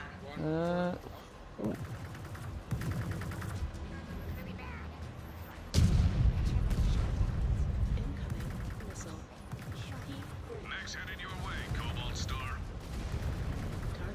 Finishing them off. Doing good, playing some Mech Warrior. Hanging out, chilling. Also, listening to a few other streamers' streams. Watching some anime manga. Shinizuka, trying to stay calm, And also looking for a new artist. Makoto, flustered by the whole situation, quietly stepped forward. As Shinizuka walked over to meet her, he apologized for showing up so early. 2 in the morning. Meanwhile, her mom remained at the doorway, still beaming Yeah. like an overly Actually, proud come to think of it, when do I go to work? Shinizuka, clearly embarrassed by check. her mother's antics, sighed and finally introduced Makoto properly. Her mom greeted him again, this time even sweeter, and casually remarked that Shinizuka had mentioned him quite a lot. That comment sent Shinizuka I don't have to into go to full work panic. till 3. She immediately told her mom to go back inside. Hey, my before schedule things this got whole any more fucking week embarrassing. until Saturday. And just like that, the two of them took off. Oh, I got heading Friday toward off. the station. On the way, Makoto noticed that Shinizuka say, was wearing a today's beautiful Sunday. dress. It caught his eye instantly, and after seeing how good it looked on her, he brought it up. When Shinizuka said she had dressed up specially for Fucking the occasion, 11 to 8 on Makoto Saturday. blushed Jesus, a little, what the fuck's wrong with softly that muttered fucking that it manager? suited her perfectly, and that she looked really cute in it. Shinizuka's face went full beet red at the compliment, but she tried to play it cool again by pointing out that it was Makoto's first time ever complimenting her. Makoto, now equally flustered, brushed it off by saying he was just talking to himself. He quickly changed the topic, suggesting they just focus on enjoying the trip. Soon after they got on the train, and after a short ride, arrived at Kiyama Station. Shinizuka expressed her surprise at how quickly they'd arrived. Makoto smiled and said time really flew by when they were together talking about light novels. Once they got off the train, they stopped to decide what to do next. The plan was to meet up with the rest of their group in the underground alley. But since they had arrived early, they had some spare time to waste. Shinizuka suggested they hang out a bit and explore the nearby shops. Makoto pointed out that most of them were still closed, but they agreed to check the place out. Just as they were about to start wandering, they unexpectedly ran into their teacher. The MILF was pleasantly surprised to see both of them together, like some Oh, I can casual move now. She gave them a teasing smile, and asked if the two of them were getting along well. Makoto, finally accepting the obvious, replied that they had actually become good friends. The teacher seemed genuinely glad to hear it. As she walked away, She told them to have fun, to make some great memories together. As the teacher walked away, Shinizuka turned to Makoto and reported, rather honestly, that she never thought she'd end up becoming friends with a junior user. Makoto clapped back at his teacher, saying he didn't see himself getting along with a scary-eyed girl. Makoto explained that back then, he just couldn't bring himself to trust her, since he didn't think anyone would be a real G2 otherwise. Shinizuka hesitated before asking if he still felt that way. But as soon as the question left her lips, she realized how awkward it sounded and tried to brush it off. Makoto, however, didn't ignore it. He answered honestly, saying that even now, he still couldn't trust anyone in the relationship. But then, after a moment of thought, he added that he couldn't betray his friends again. Because of that, he was fine with trusting someone. The answer took Shinizuka by surprise. She quietly admitted that she felt the same way, and she was fine trusting him too. The two of them, after all, were similar in the sense that neither had much confidence in themselves.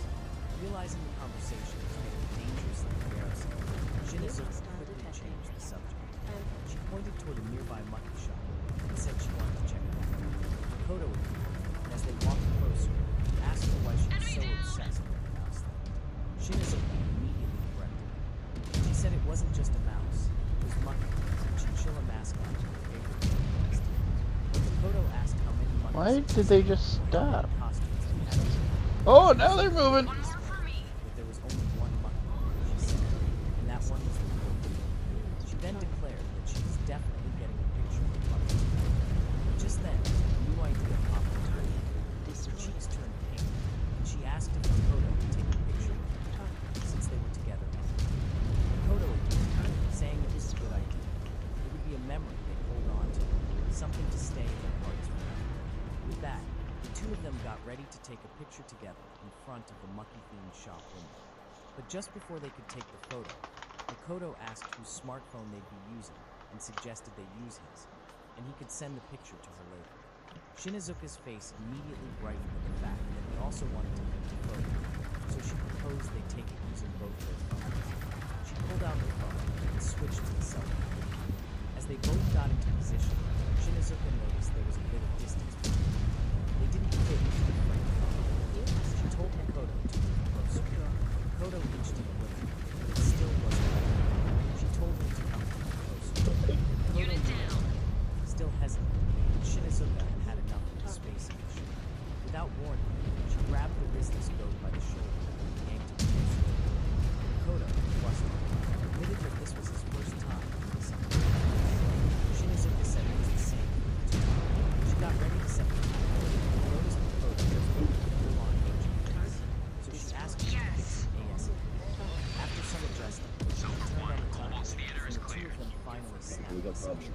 When they looked at the picture, Shinizuka burst out laughing, realizing both of them would have crashing on the track.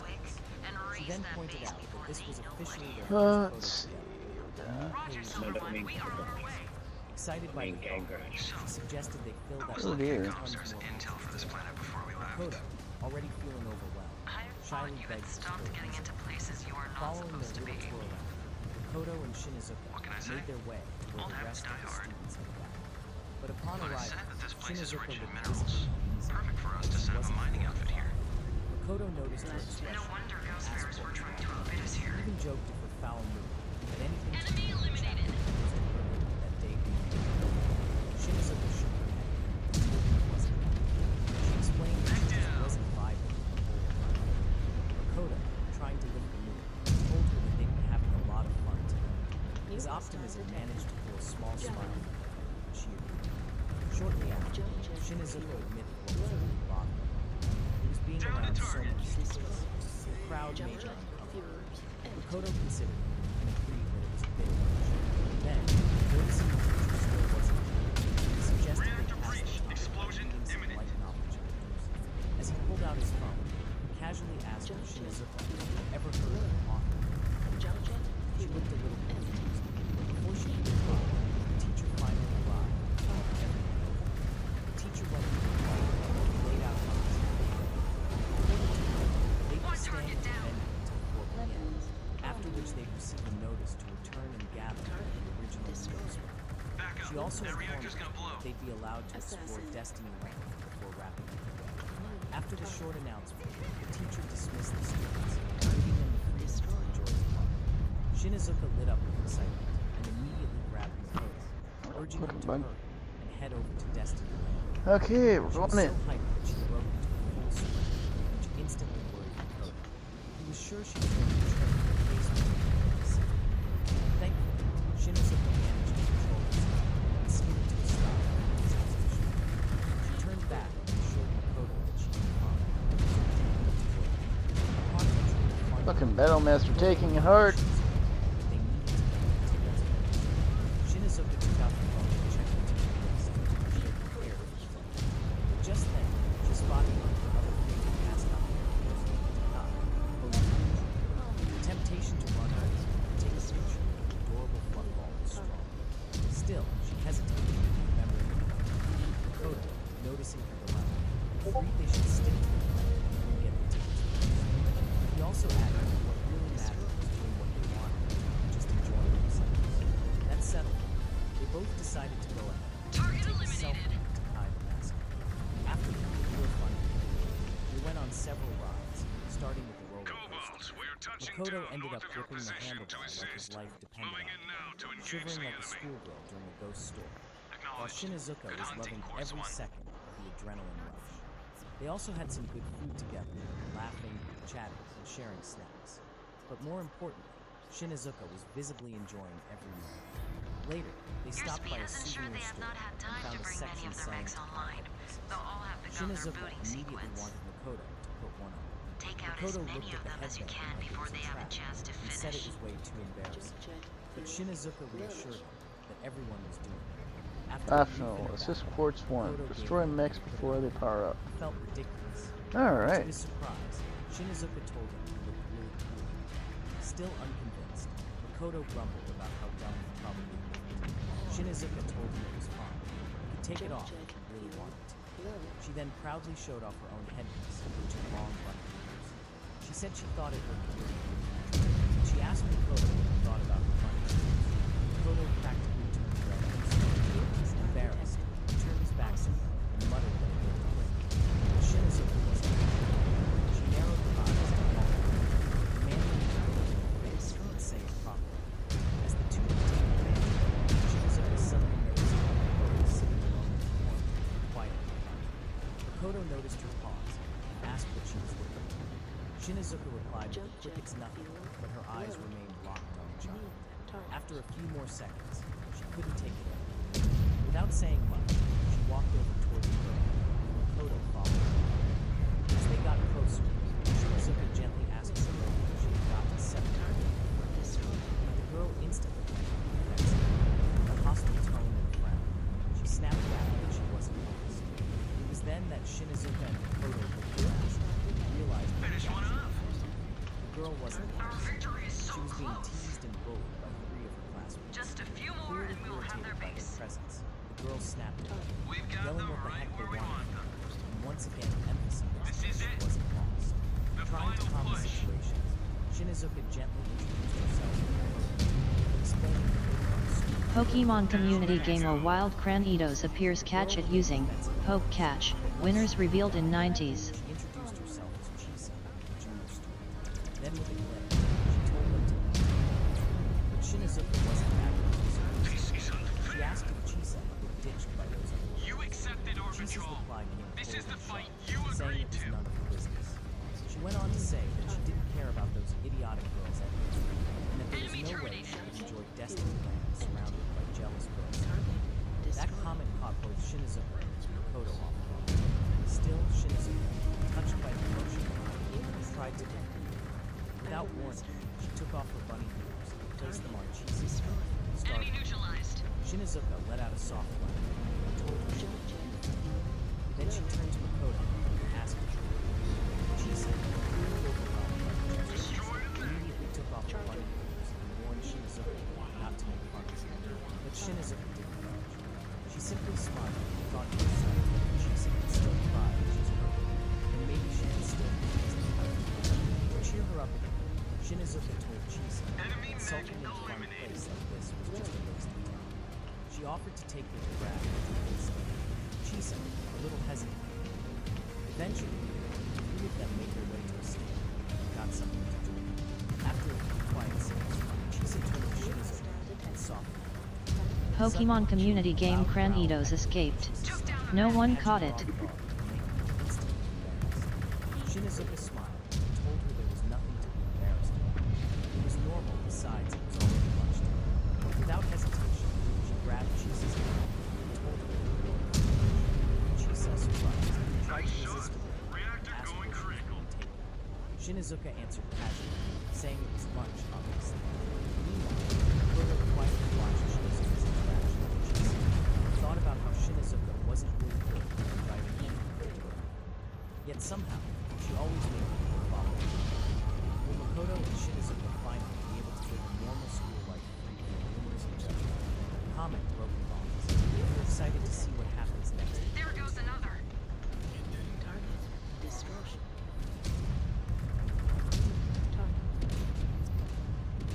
Target destroyed.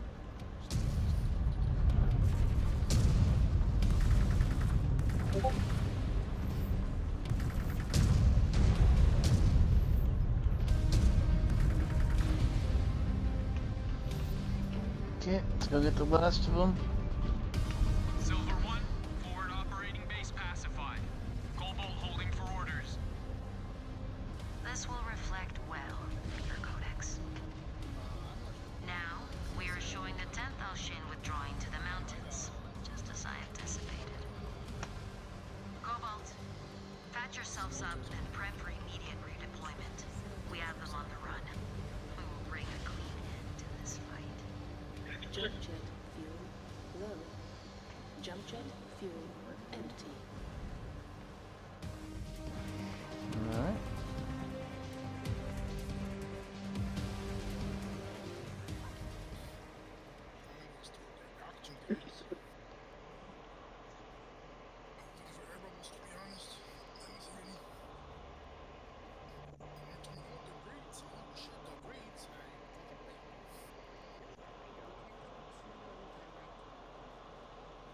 Was a good idea. What? Don't tell me what to do. What'd you say to me? He said when I dyed my hair blonde, I look gay. Alright, so. But when Matt responded, he did it with cannon fire. It looks like funnel cake.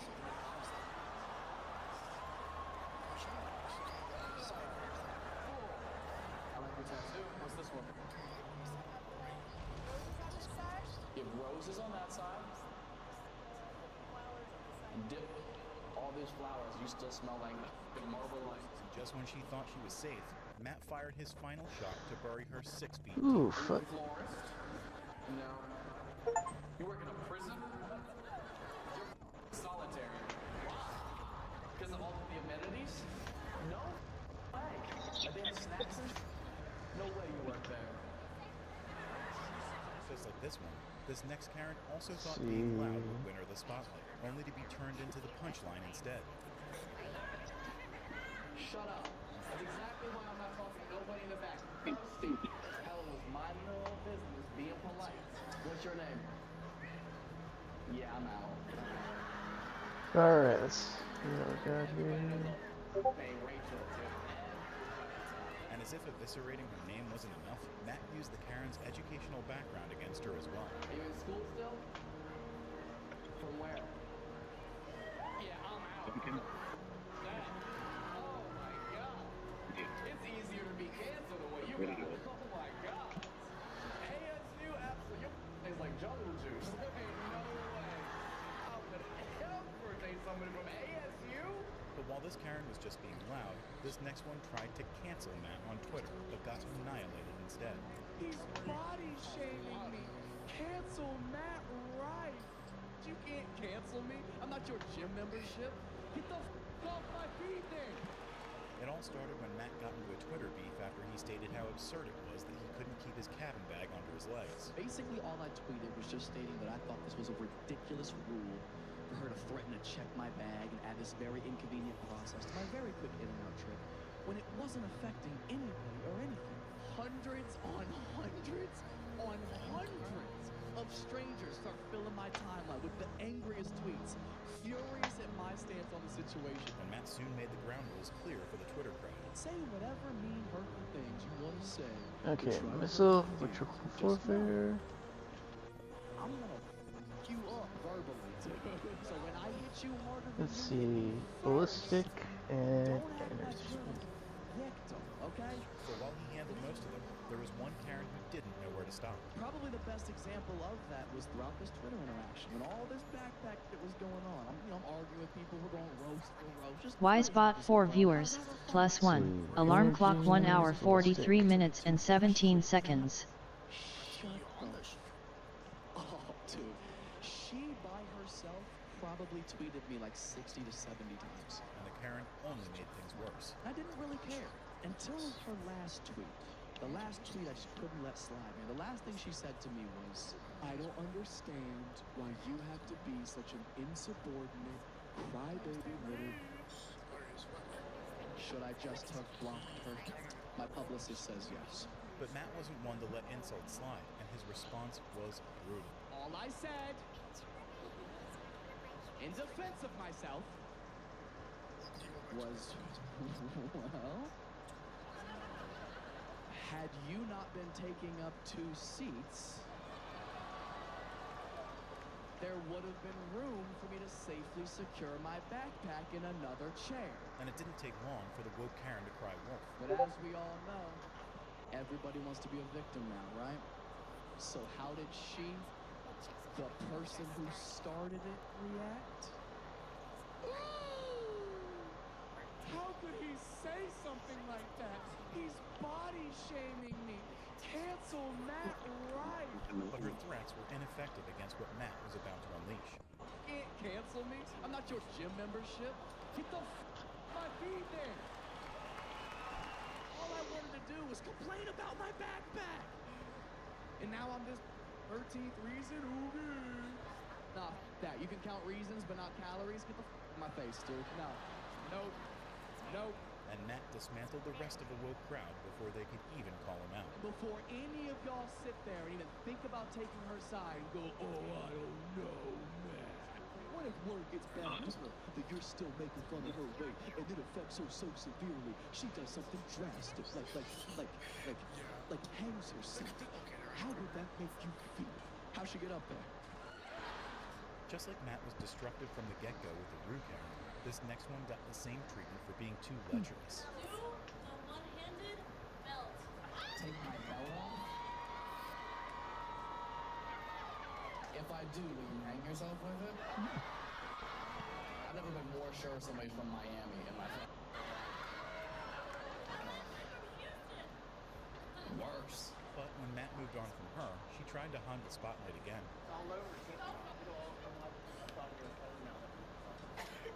That's scary.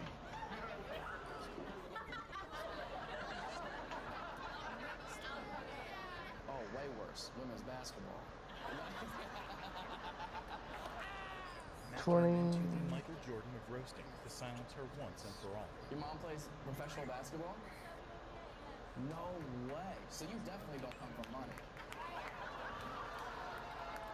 I just did something your mom could never do. I dunked on your That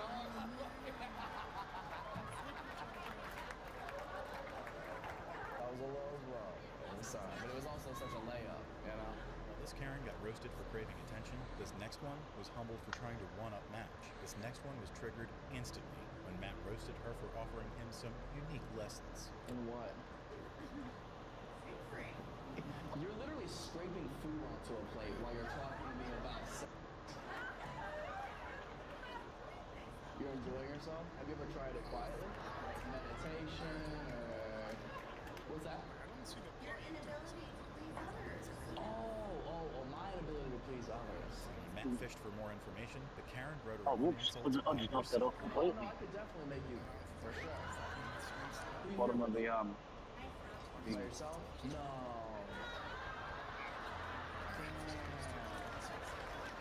You couldn't even get somebody to come with you. I think it's the bottom of the woods. The Timberwolf Special Edition Omni Mech is now available. I'm a nice person. Oh. It's not my free mic. You guys see I didn't start that? It does start shit. Alright, let's chat. Gave you a facial, dog. Like, I don't know how much better it can be. While the Karen got Any roasted for weapon being components, just next lots of one girl those. who with her husband and still couldn't handle the heat. Have I ever had a threesome? No, but I've had a 2.5-some. Before that happened, Matt was inquiring about another audience member's family. How old are the kids? They're trans? You have a trans child? Now boy or girl? Now girl. Nice. Can I ask her name? Amy. Can I ask the dead name? Kobe. Amy's better. But before he could ask anything else, he was heckled by someone unexpected. Ask what? You were explaining. Oh, first of all, am I getting heckled by wheelchair right now?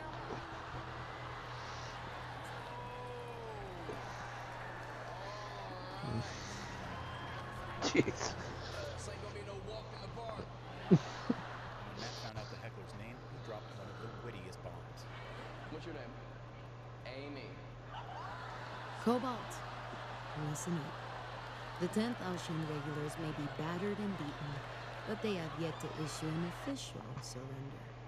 As I anticipated, they appear to be executing a tactical withdrawal into a region known as the Dragon's Rift Mountains. The tight mountainous terrain has made long-range scanning impossible, but aerial flyovers are picking up numerous fusion reactor signatures. It appears the bulk of the regulars' remaining forces are proceeding right into the mouth of our trap. My command trinery will be waiting to greet them. What do you command, Star Colonel? Now that we have secured the hardcore plains, I want you to swing wide of our position and help us box the remaining Alshin regulars in. While I am leading the attack against the bulk of the Alshin forces, I need you to approach from the northwest point and clear out any rear guard that may be in place. Then link up with us at a designated rally point. We must disrupt these delaying actions, or the fighting will never cease. AF, we will deploy immediately. Good. Do not let me down, Star Commander.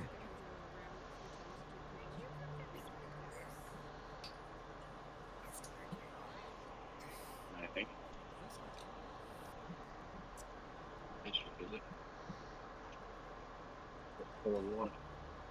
Hey, Polky, go test that tank that fucking weird fish goes in. The one that weird swim with. And see if it looks bloody normal. I mean, maybe it didn't get enough fun or too much.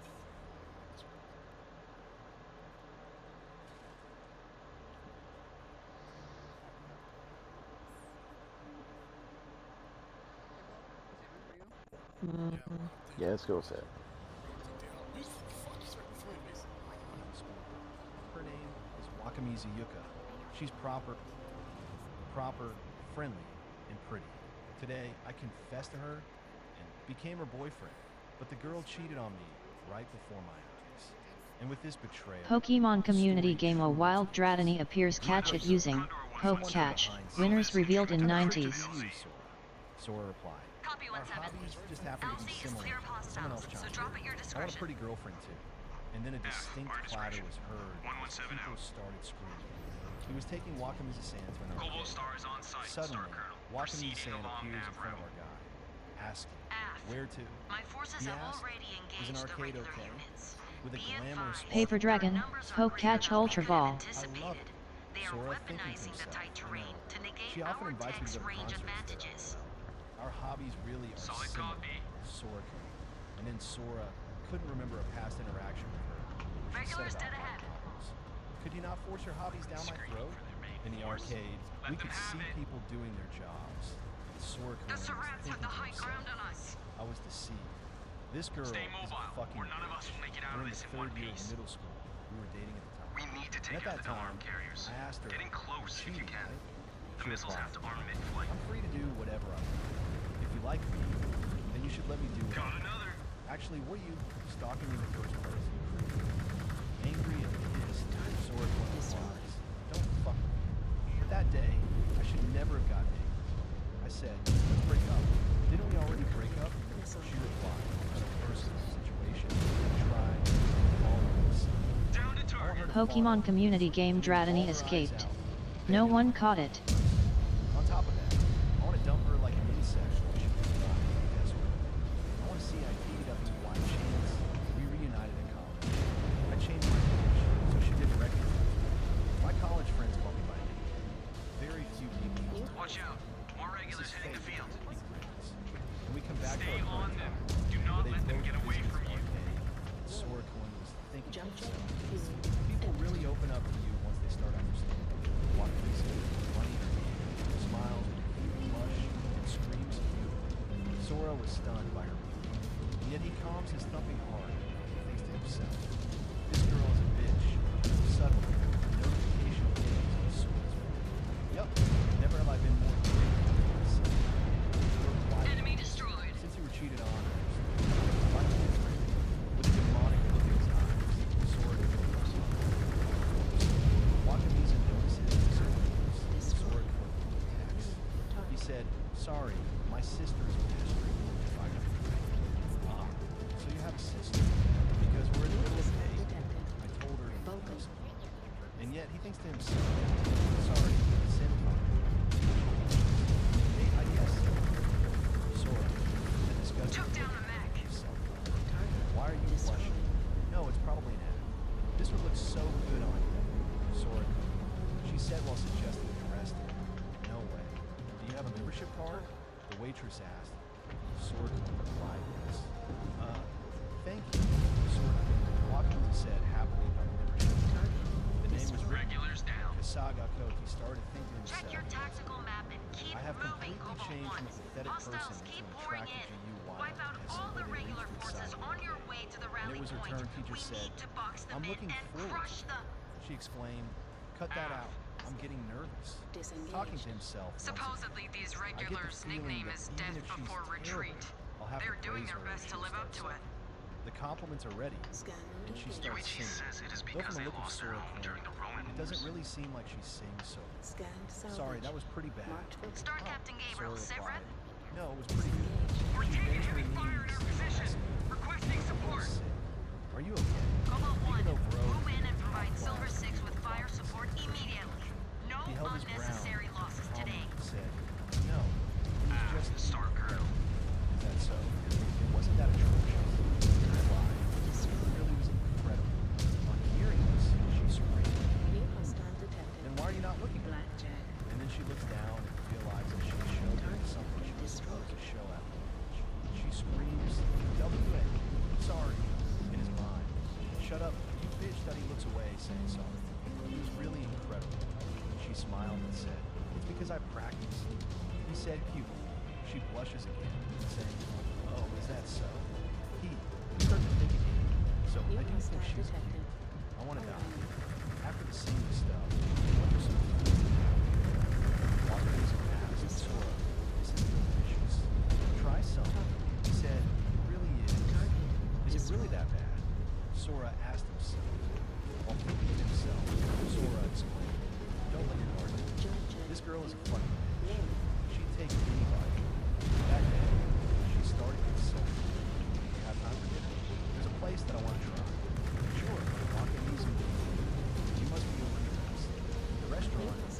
I'm getting a little nervous. Though after I can't read it. I like this place. It's not too expensive. She smiles. Exposed reactor. The look on his Explosion face imminent. says it all. That this is not something Enemy down. she can do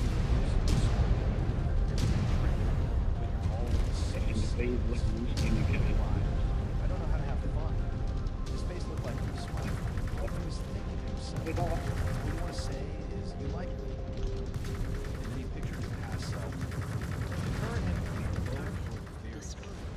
Her atrocious face from the past compared to her charming, beautiful smile today. That he couldn't believe that both were the same person. I can do it. I can do it. Who are you monsters? So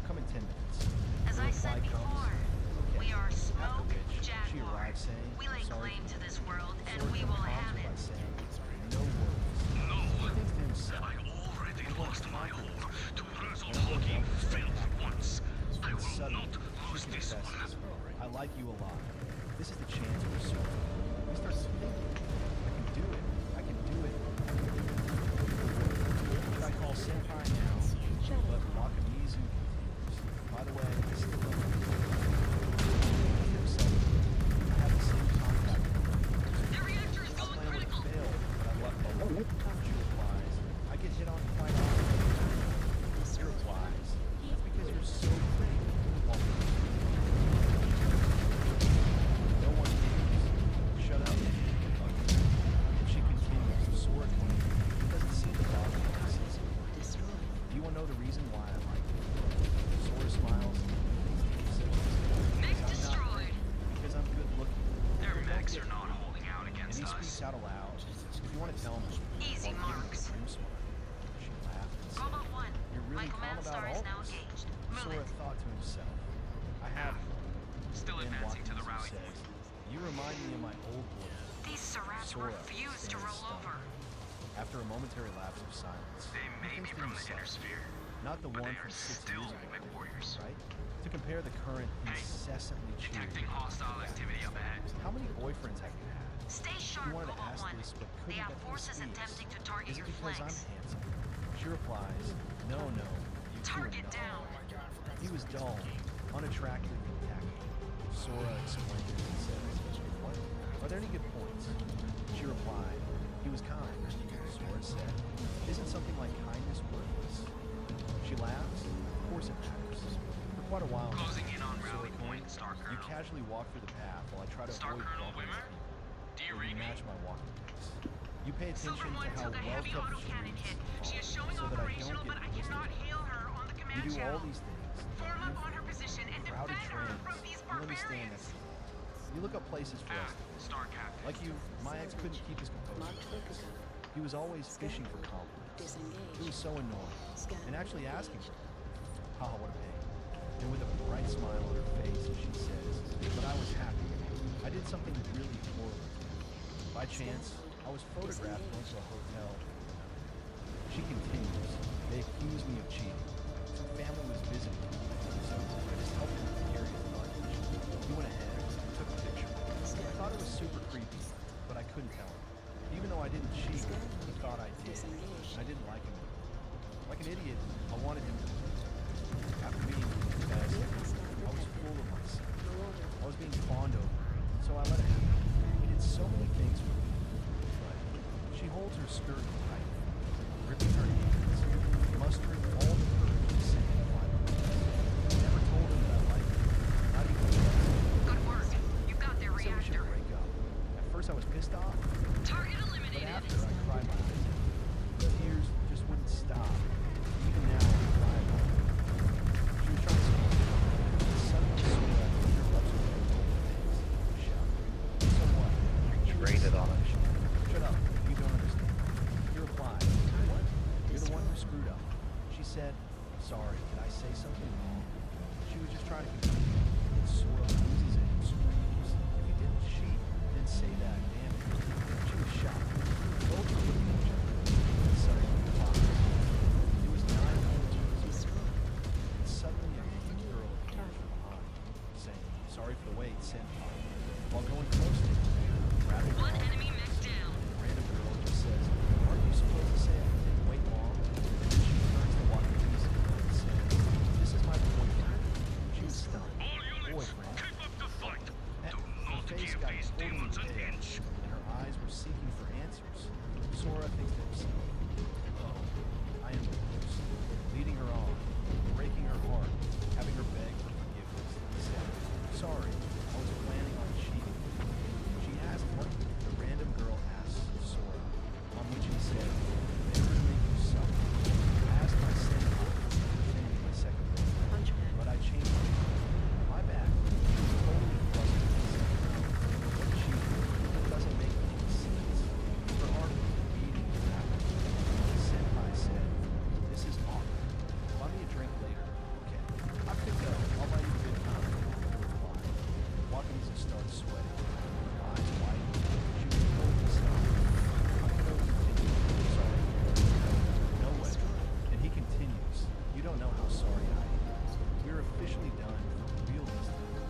starts to walk away. She can't believe what just happened. While Hakuto was walking Saber by, she runs and hugs him from behind, throwing her purse behind, saying dumbass. With tears in her eyes, I'm not. Are you really? Listen, there are Are you offline repair Hakuto? bays here. And he We have yet replies, to secure the that's codes right. for them. One From of these Mishima Middle surds School, might have them. 3rd year class 2. Birthday. Might be There's worth no way scanning you some of the down remember. regulars. It's March 2nd, Their right? officers may She carry starts to codes for examine them. Hakuto. The resemblance was uncanny. I thought I was getting scammed for a bit, but strangely enough, it doesn't feel like you were acting. Hand off, he screamed. How was it? Hey, I got she something. grabs his hand again. Might be able to get There was those all that repair bays stuff up and about running. cheating and making me suffer. Pay back, he replied. She screams, that's pretty cowardly. How could you just let go? Didn't we break up already? She exclaimed, shut up. Just shut up, idiot. Why? Why did you move without telling me? Family. Because he was told me. Don't fuck with me, she shouted from behind. You completely cut me off. Because I didn't want to talk to the person. But you could have at least said hi. Hakuto seems exhausted, thinking to himself, I didn't feel like it. It's the principal. And he raised both his hands and said, look, mystery solved. Yeah, all done. Nombi. Wakamiza grabs his hand and says, I can't get you a boyfriend. What are you talking about? She replies, you are the only boyfriend I have ever had. He asks, what are you trying to say? Coward, she shouted. No matter what you clarify, or if you the one who didn't say anything. Losing his focus, she pulls her hands back and starts This is correct. I reckon the hardest is She continues 25. saying, sorry, and forgive me please. That there Beg you. looks like I a... like your business. Something like cheating. I would never do that. Forgive me. Hakuto Maybe started thinking to 3? himself. Disgusting. And he said, I'm not mad. 1, She says, 3 maybe, I've had 3, I'm sorry. which That's is wrong. I said, I'm 3 not mad. chlorine. Really, I'm hopeless. The other one says, I really am. I have no idea what that is, because that's white, basically 0, which that's reading on my Tears system or rolling down nothing. her face. Still, you still This hate is me. not far off it. Hakuto thinks to himself, What's the colour that matches All these? that That always would be on his face, he thinks to that himself, blue. no matter how much you touch, Then the green colour here. And because they're I in trust top you not one. to lie about What was the one under? you are the worst. Nothing's changed. You picture her Perfect match? But that's more of a... Probably more of a match, isn't it? You can't forget that picture. Which is that 0. And this last one. This will be my final act of revenge. He says, I despise you, Yuka. The next day, class starts. Hakuto thinks to himself, Not so like fast, red, Cobalt that's pretty 1. much My it star there. is picking up movement. We have hostiles closing in. We still have plenty of fight left in Yeah, us. it's gonna be that All one. units, attack! Cobalt, That's sort of how I sort of look at it. Pokemon Community Game A Wild Saber I appears catch it using Poke Catch. Winners revealed in 90s. That's sort of roughly what it was. So if that's reading somewhat close to normal, what it used to, then that's not far off. That's pretty much, if that was in date, then that was pretty much his case. Right.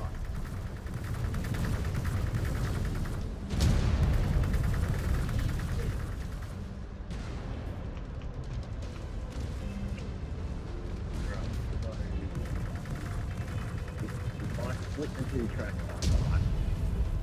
Look at all of this.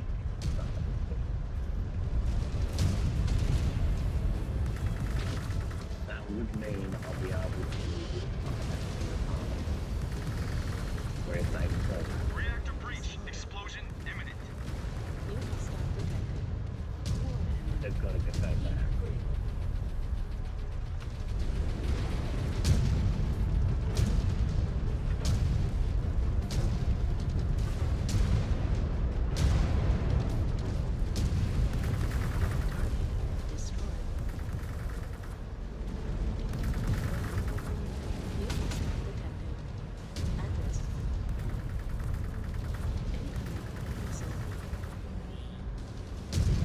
Pokemon Community Game Saber I escaped. No one caught it.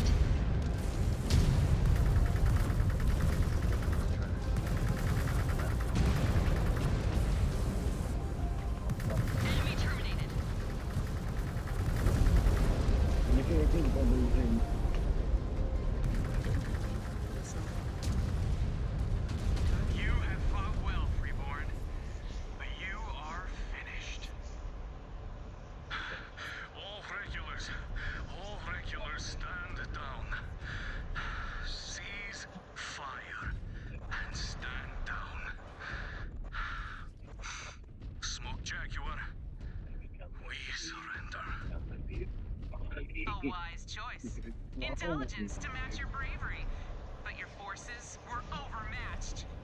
Wait, what? Cobalt 1, our work here is done. Elementals will round up the All-Shane regulars. Return to the Eggshell and await orders from the Star Colonel. She will prep your next assignment.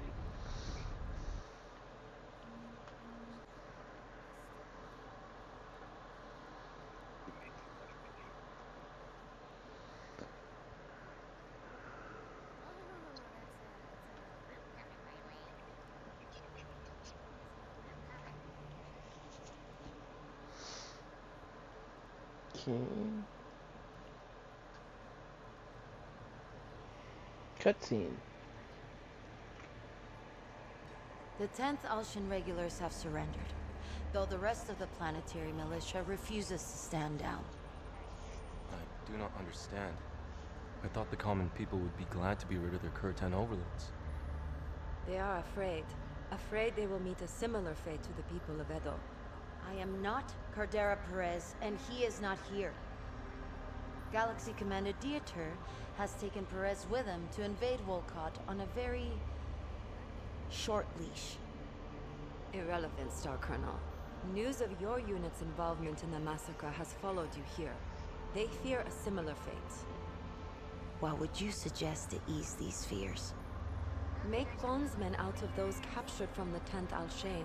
Have them be ambassadors on your behalf. It does not work like that, Demi-Presenter. Bondsmen must be claimed in the heat of combat. And no such claims came from our battle with the Alshan regulars. Star Colonel, if I may, we might have someone better. My bondsman Yuichi was claimed on Turtle Bay. He could speak on our behalf.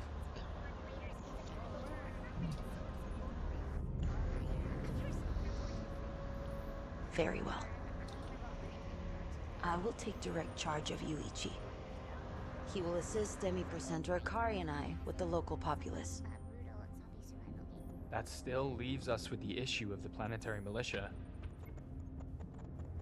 Indeed, it does. The 362nd now has two major objectives. One, secure high-value assets throughout the system. Two, destroy all partisan opposition.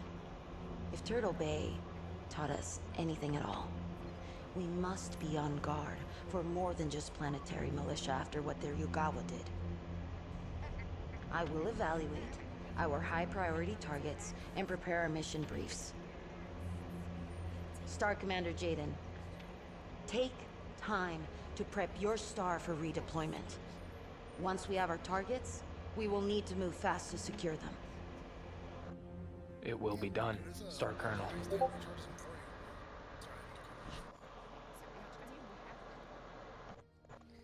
Second time, we cut each other off. Wakamizu appears from behind. Wishing good morning to him, he asks, "What are you doing?" She replies, "If you hate me, then I'll just get you to like me." He says, "Are you stupid?" Next you'll say it will work because you're too kind to me. She said, "Are you stupid?" "I am," referring to romance. His eyes widen. "Are you planning on making me fall for you?" "This is different. I am serious. I like you." Closing his ears with his hands, saying, "I'm not falling for that. I like you, I like you, I like you, I like you." She repeated. He started thinking to himself, "My first love is over." Where it was supposed to be, he said, "I'm not listening. You still piss me off." And with this, the chapter comes to an end that I hope you guys enjoy. Please make sure to like and subscribe. Oh, that was a short one. Thank you very much.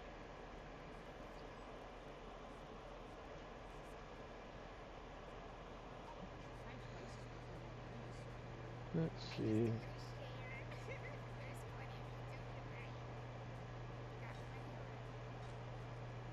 Okay. Here, let's do a little funny.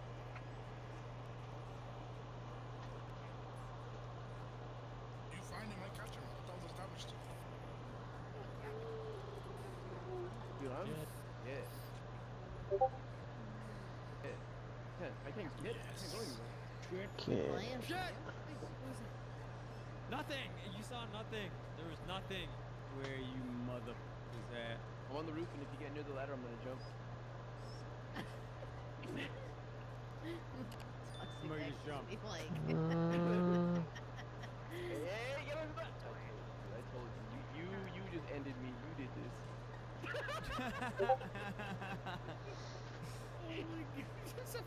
Gnome committed suicide. Naga looks like a kid. Gnome just goes, you did this, and jumps off and dies. Where are you, Isaiah? Over here. I'm doing an Anne Frank. Hello. Yeah, yes, Marcel. Hello. What do you think is kind of... I mean, it's not annoying, but... Frank, huh? Very Anne Frank. And frankly, I saw you go into that door up there, into the attic. Marcel. So you're not in the attic then, huh? I just said, Anne Frank was very oh hey. Lock him in, Marcel. Lock him in. Lock him in. Lock him in. You're not in. Where the fuck is he? No. Go. Go in. Like the Nazis, Marcel. You have to find me. And Frank. Ian Frank was in the attic. Yeah. Was she not behind a bookshelf? Her name was Anne Frank, and it was Anne Frank. Hey Louis, shut the fuck up, okay? He's not, don't listen to him. Oh, that's smart. That is. All I hear is wood up there. I just hear, just crumpling. Oh! Look, they got Anne Frank now. Watch me, ready? Now they got Anne Frank. Alright.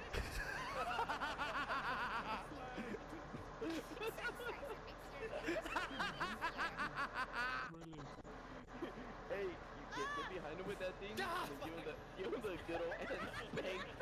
I didn't even say anything. I was so surprised, and then I ran out of air.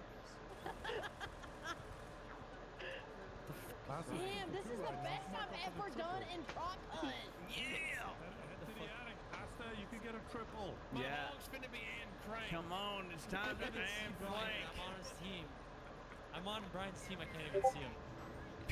That's insane. Oh! What the? Brian has a fortress. Yes. Oh, wait, is he behind those boxes? Yes. No, I'd never go behind those boxes. He's right here. Look, look. That was so excessive. Like Anne Skink. Gonna have him. I see. I'm a Brian's team is a fortress right out of the wood.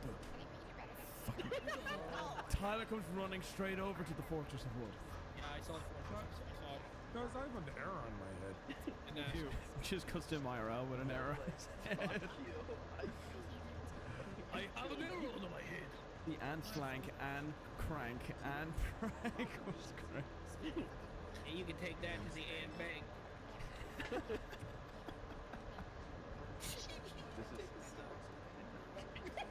Get out of here!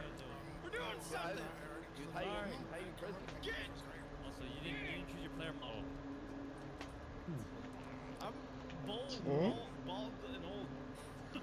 Marketplace. Mix. I'm bold. Hello. I'm bold. I'm Barbie Norm though. Why is this one in the club? What was she? She was a pot of I was flour. like, if I sit here, they won't notice me. Wait, you were a plant on a plant? Is that Jesus? Yeah. Alright. Hello, my son. Black Jesus! Oh, this one right here? That's not Jesus on the wall, Louis. Yes. That's a brand new laptop monitor, bitch. He's a laptop. Jesus, but it's not Jesus. Oh Why would they put two desks right next to each other? They're a gaming couple. I know you really don't. I know you don't care about that. You're trying to let us know. But they get together, stay together. Stop commenting about what you care about. Just let us know that you. I'm gonna save this. Put that chair down, Evan. Bye, Evan. I'm just trying to find something entertaining. Use the remote. But this is I've been trying to find something entertaining. Holy shit, a lot of missions popped up. No holds bar, combat patrol, voice of the past, pin down. Well, no holds bar. Though we have successfully captured bases across Portugal, this local militia is hell-bent on taking them back from us. They seem to only be growing more powerful. Indeed. So it is more important than ever for our cluster to keep pushing this far its back. across the planet, this militia, along with the Prussian and Hungary fragments, have been targeting military installations we secured with Royal Conquest. I am dispatching stars across Scorchable, spreading this cluster as thin as I dare. You are being assigned to Delta Base, which the Watch flagged as a likely high-priority target. You must secure this base. Should it come under attack, ensure its structural integrity. Understood, Star Colonel. We will not let them destroy the base. See that you do not. I have already had reports of How other many stars towers does it take up? failing, and we cannot afford any more losses, Star Commander.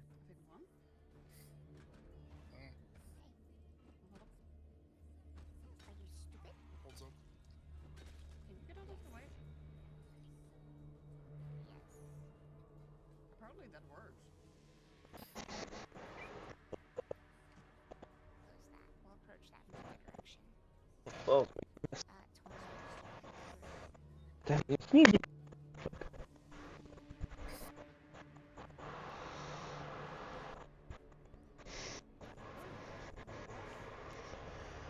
Oh. Alright, I'm gonna serve up some food here real quick.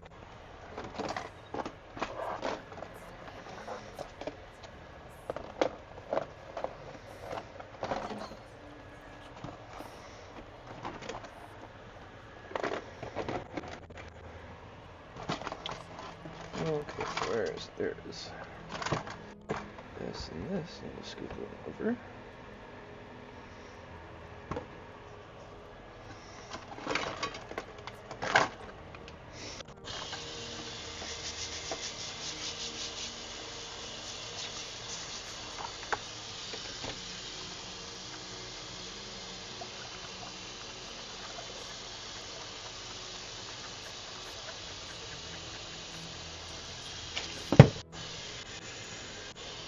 Oh.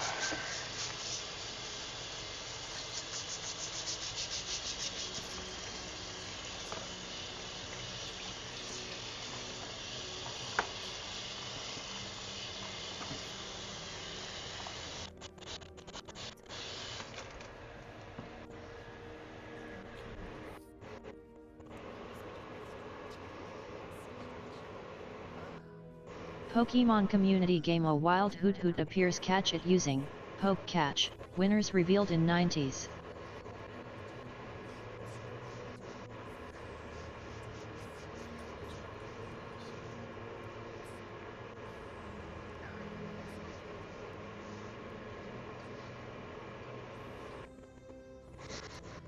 Alright, where is...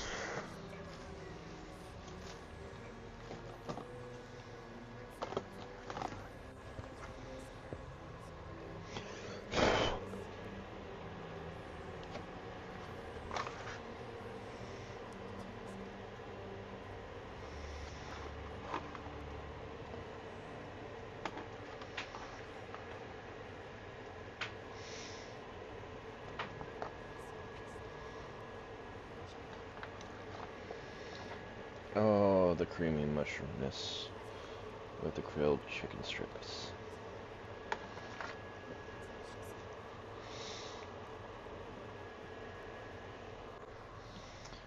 Alright, there's that portion, and I need a lid.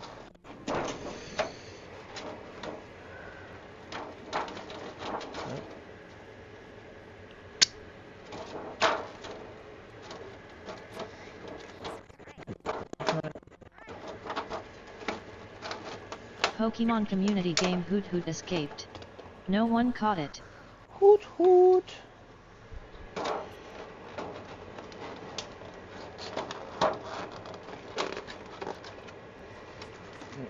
there's one container. And here is... Let's grab some biscuits.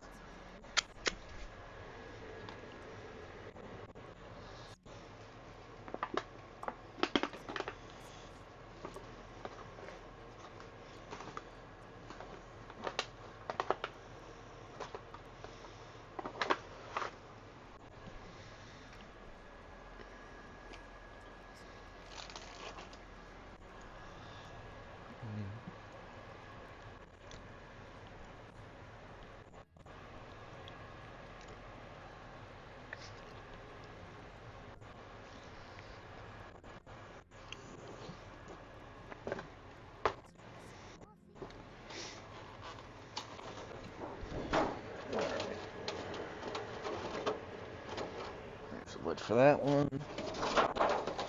Wood for this one.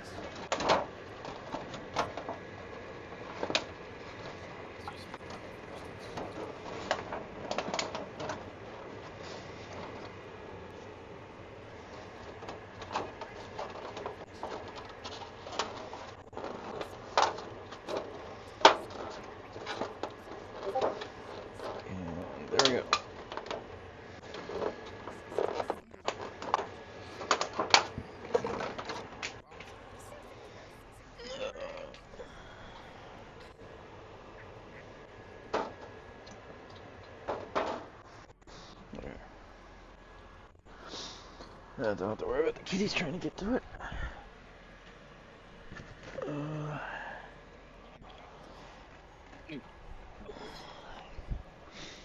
Alright. Oh, I need to grab my inhaler. That's the only thing I did not grab.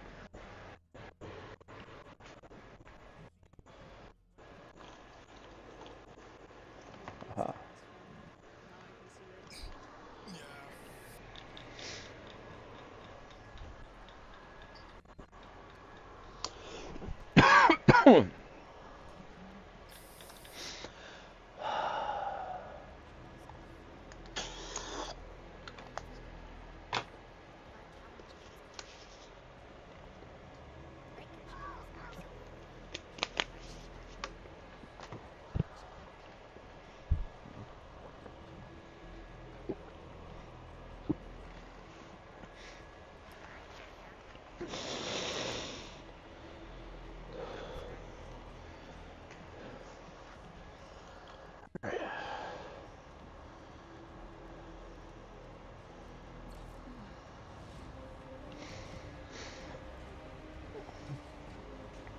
MechWarriors Online.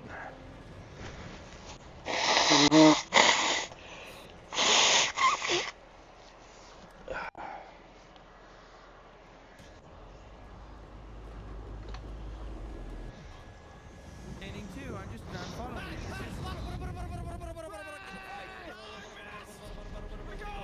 I'm up on the grid. I got 3 chasing you! 4 chasing you!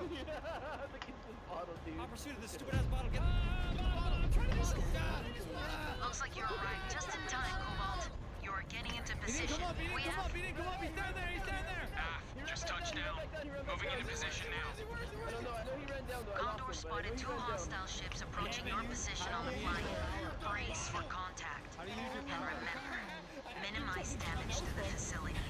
Unlike these barbarians, the clan does not want to waste vital infrastructure. Such a disgrace. They should know when they are beaten. You got 30 seconds, by the way. 30 seconds. Permission to nuke too. Really close. We should not underestimate them. Whatever you want, man. Are they upstairs? Upstairs? Frank got it. Spoon, you upstairs? He's in Frank's room. Hi, Brian. Sus! Oh, just kidding. I'm not in there. Oh, okay. Nope. Paper Dragon just updated my build in Build Showcase Discord Dragon Mama 03. You're in the bed? Oh, you under the pillow. You're not under the pillow. Yeah. That's so gay. That's so gay. Anyway, time for me to do the same thing. Big destroyed.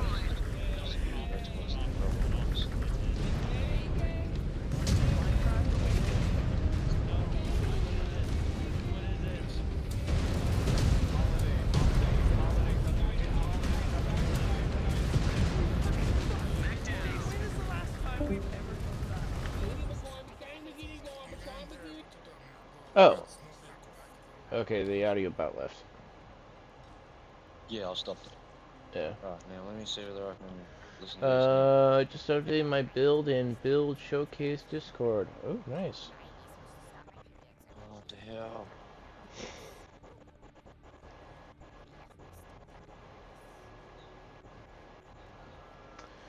Yeah, that's actually very nice there, Paper Dragon. That build on Ark is really coming out nicely. I haven't had much fun of.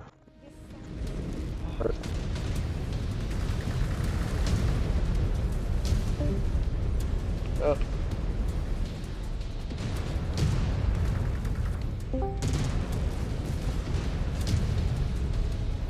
Alright, there we go.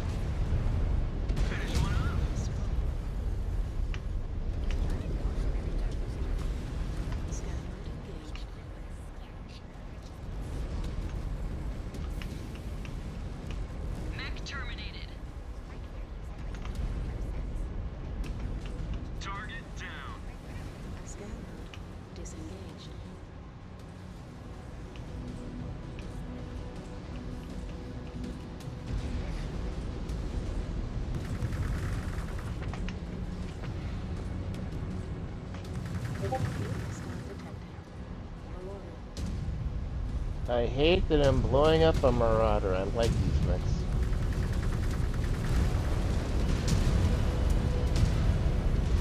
Visual.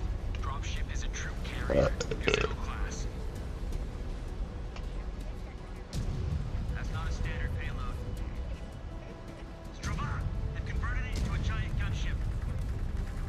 Eyes up and check those lines of fire. Do not forget to protect the base, Cobalt. That Gazelle has several exterior turrets mounted on its hull. Aft, Jaguar 1. Ugh, that armor is thick. Marked for pickup. Scan mode disengaged. Target locked. Anomaly detected. Jump jet fuel low. Jump jet fuel empty.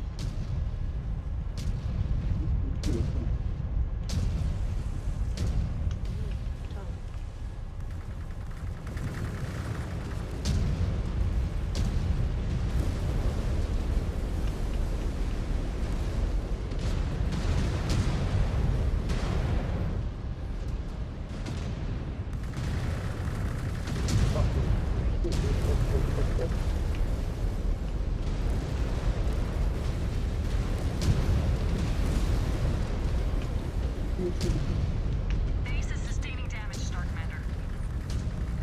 We may have to sacrifice some structures. As long as we can keep most of it standing, we should be fine. Oh, that's funny.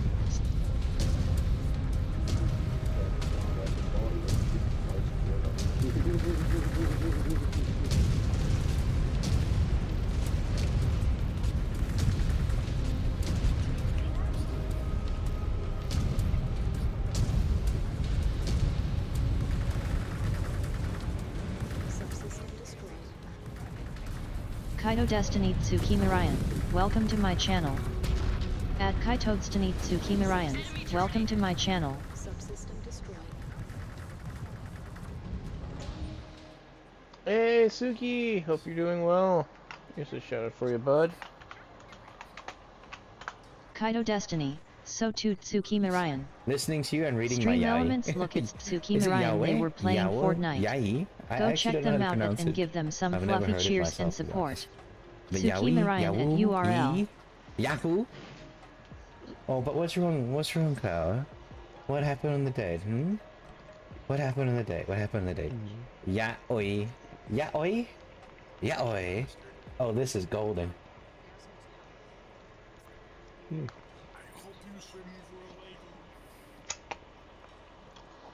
says it's golden. Well, he's golden.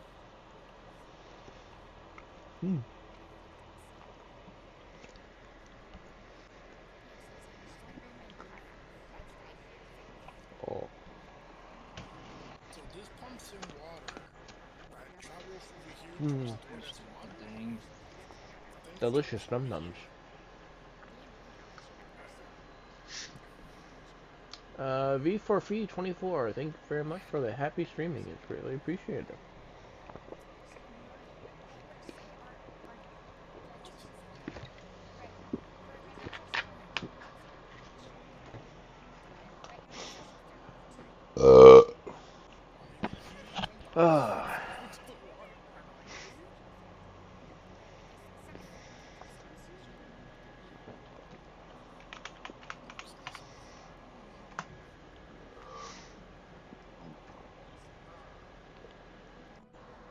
The fuck?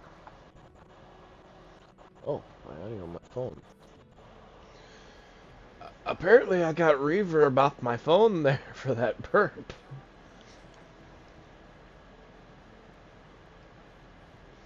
Wisebot 5 viewers, +1, alarm clock 2 hours 34 minutes and 54 seconds.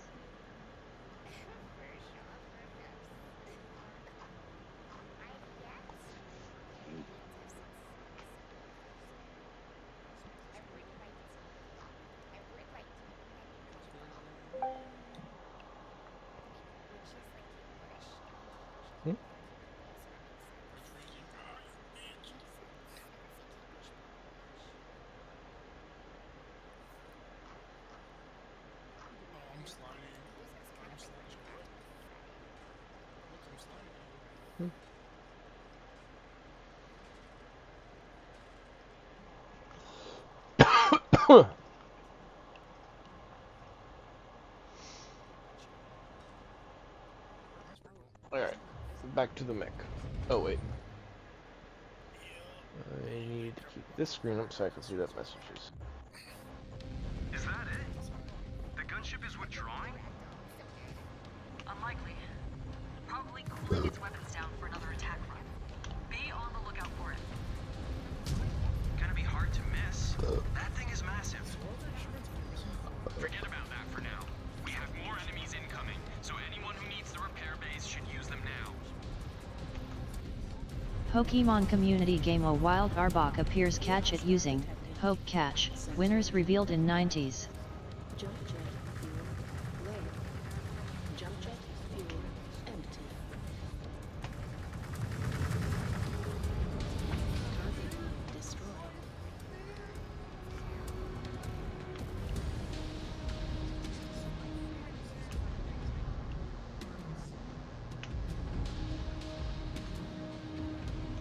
Paper Dragon, Poke Catch Ultra Ball.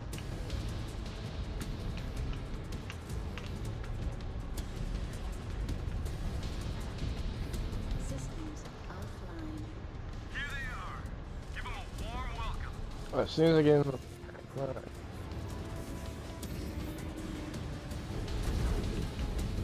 Woo, hot.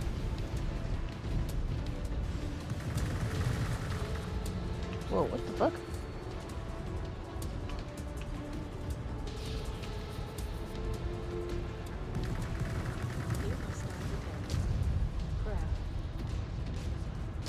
Target down.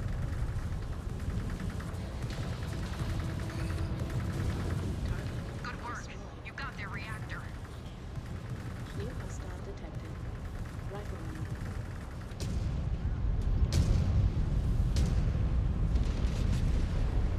Pokemon Community Game Arbok has been caught by Paper Dragon. Target destroyed. New hostile detected. Dragon. Target destroyed.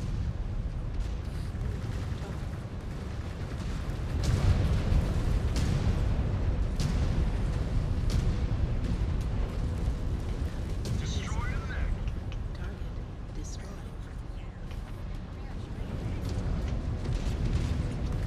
Jump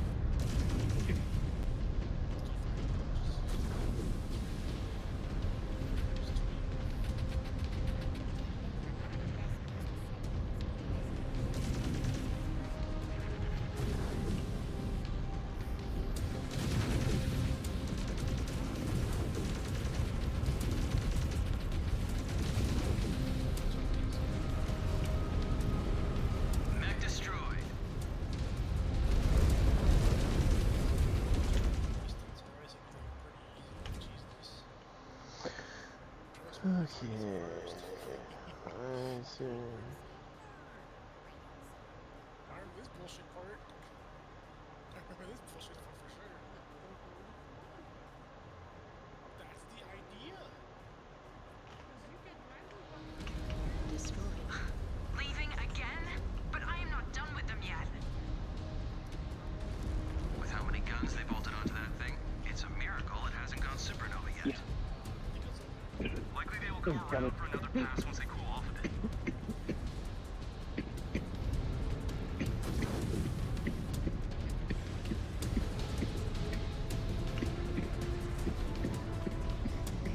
That cough really has you, man.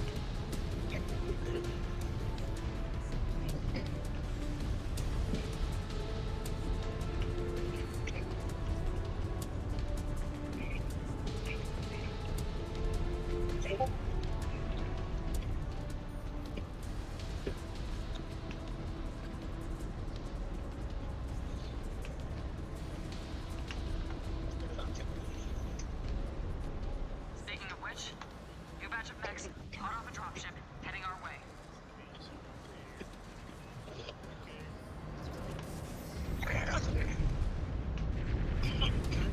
Destroyed. New hostile detected. Victor.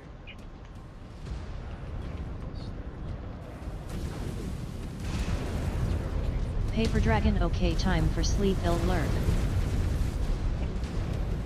Well, enjoy your sleep there, Paper Dragon.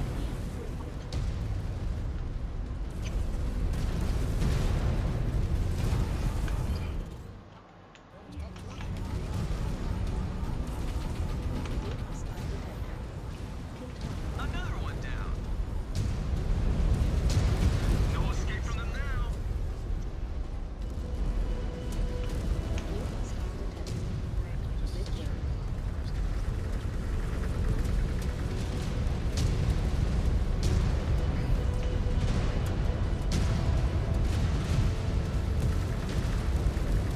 This is it. Our chance to take it down.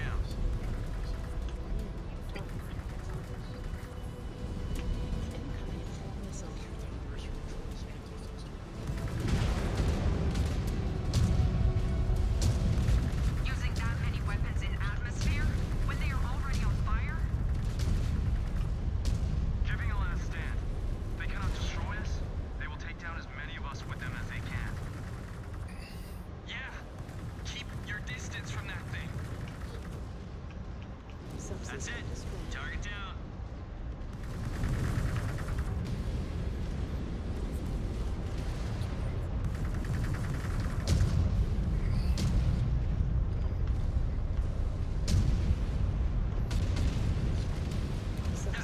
Enemy down.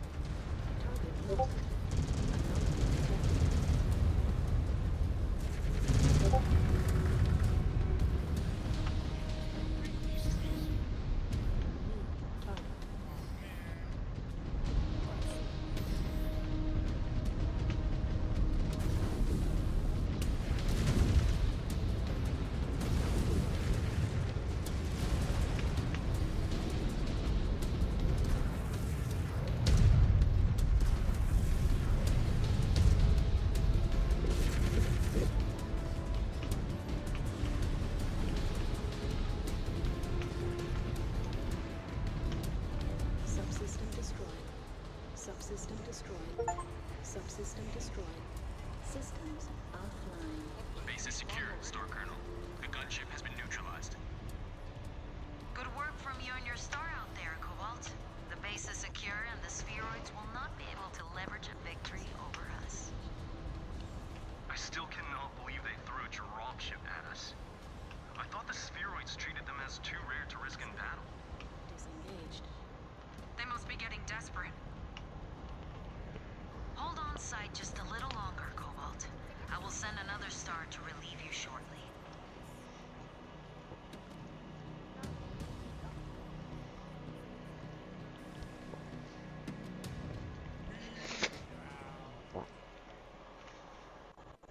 This is that one place that has the poison in it. Oh, I got the Naga now. Narco.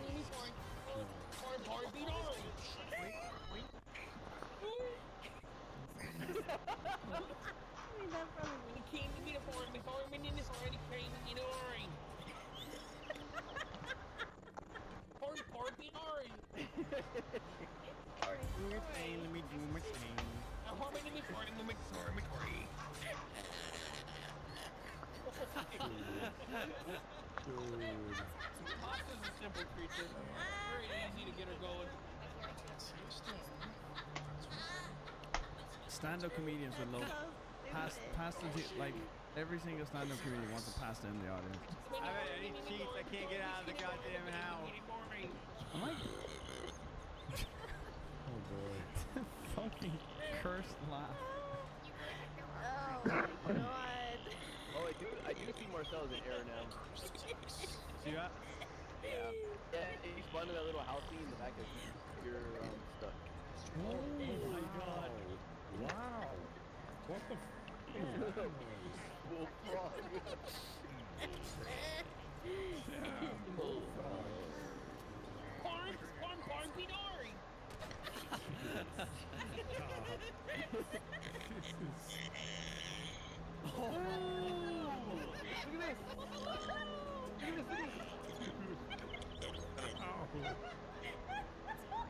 Hey, real quick. Hey. I know what he's saying. What? Hello, Ed. I know what he's saying. He's like, pump it up. Yeah, I was singing the song. I know, but it, like, I shouldn't know. Is everybody in? Yeah, make it start so I don't have to listen to her laugh at. I'm sorry. I'm sorry. It just gets me.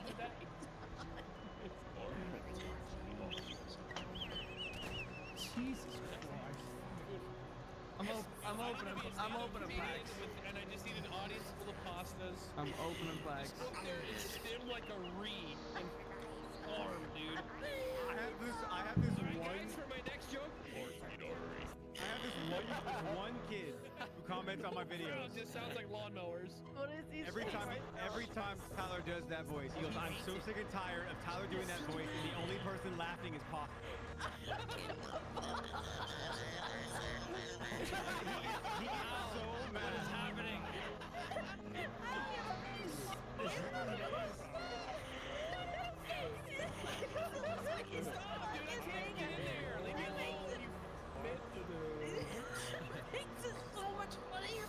Hi, Tyler. Dude, I couldn't do anything. I'm gonna give you 5 seconds. 5, 4, I didn't wait 3, 5 seconds, bro. 2, 1. Look, there's a Nintendo 64 with Legend of Zelda, and it has music. What? Uh-oh. This is Louis trapped in here. He's right there. He's right there. That's him. Why is there a DVD player in the fridge? Alright, Well, maybe it was overheating. Alright, ready?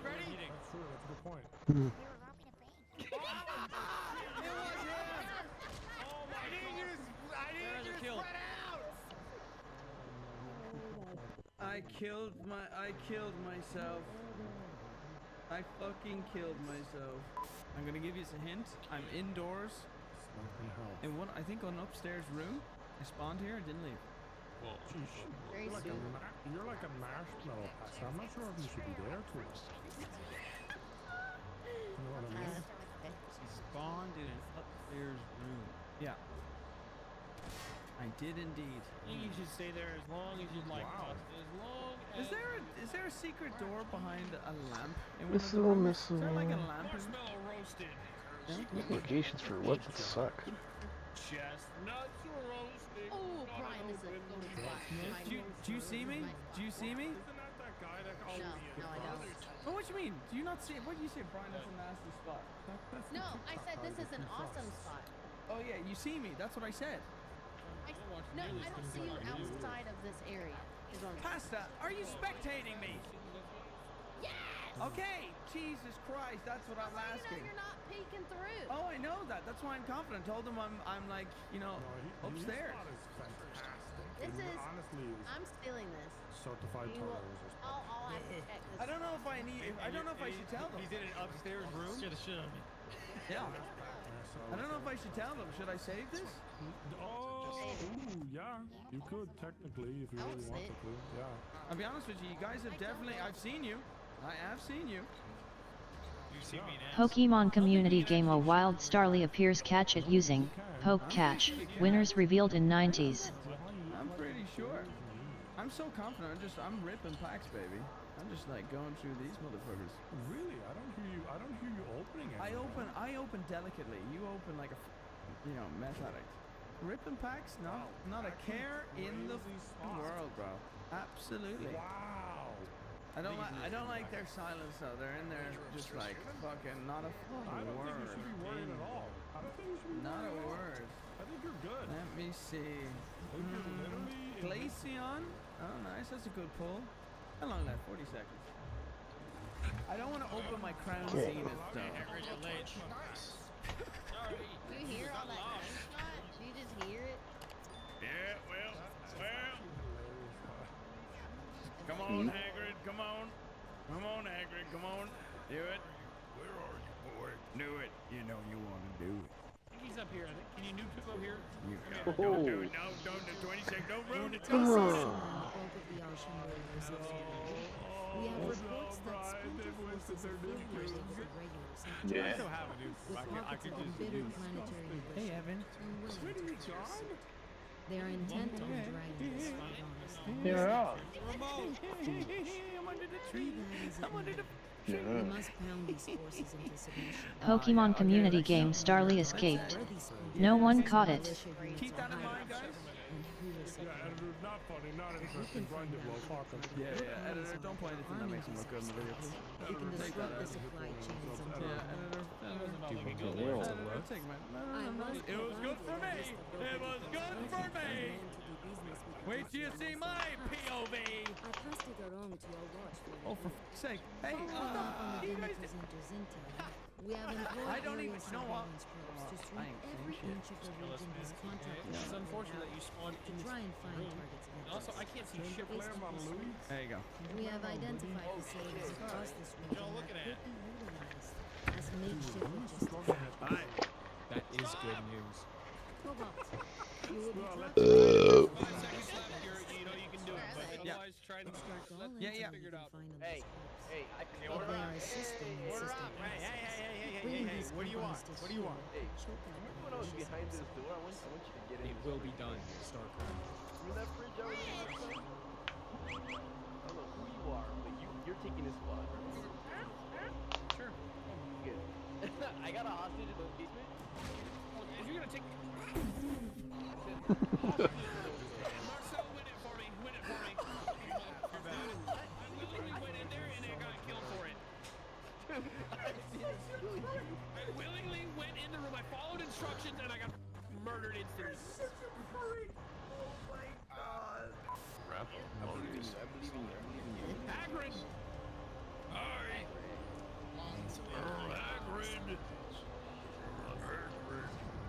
His name is Hagrid.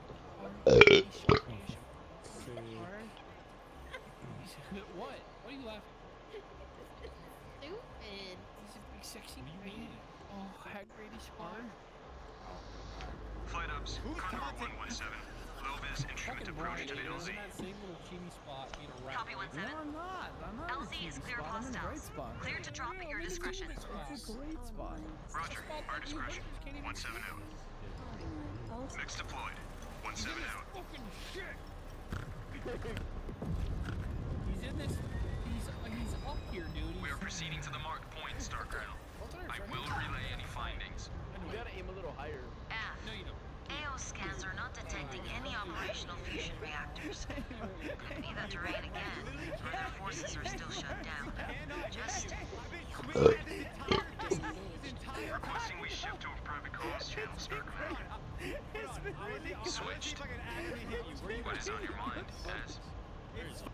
This area is quiet as a tomb. You think they will override the info on who is feeding them supplies without a fight? They're waiting for the right time to hit us. I'm right here. So, these are paltry militia units. If they take us out, we are not worthy of calling ourselves smoke jaguars. Yeah. We can handle anything these sewer rats throw at us. Sensors are quiet, Star Commander. Yeah. Let's kick over this rock. See if it's hiding anything. Picked up a signal. Looks like a data vault. Moving to scan. Interfacing with the vault console. I want to know. Done. Scan uploaded, Star Colonel. Scan received. Reviewing it now. You would have killed me just now. I would have Guys, my sensors are... No, got busted in the room again and new contact. I thought you were hiding behind the couch. That's why. Counter. How was that interesting? How was that interesting? I knew this was a trap. At least we know we're in the right place. No, don't die, don't die, don't die. Go up, yeah.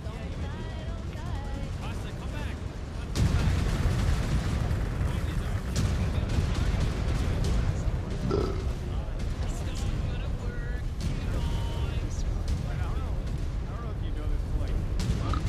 God damn. Yep, it is. Oh, sorry.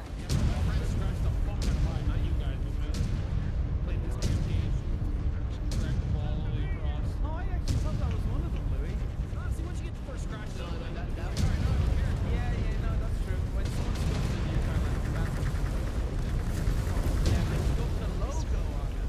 If they scuffed your logo, I don't know. They are down.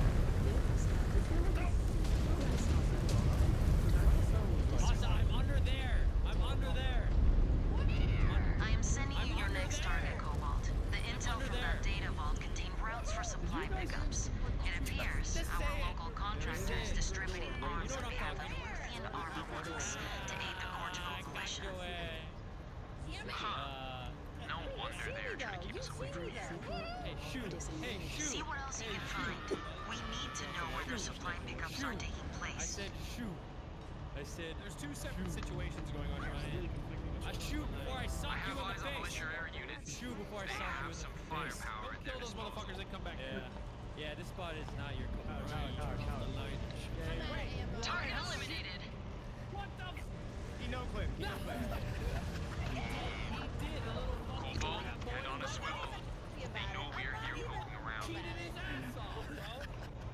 You still think your bondsmen can win the hearts and minds of these violent spheroids, Ez? Oh my god. We are not invisible. I do. Although I admit, We are not it will be difficult. Especially with the Spectre Kaito still hanging over us. It will be a lot easier for you each to get through to them if we cut off their arms suppliers. Detecting militia units. Up ahead. They're not taking any chances. That's amazing! That is, I am not even... Quiet, listen. That is amazing. You're not...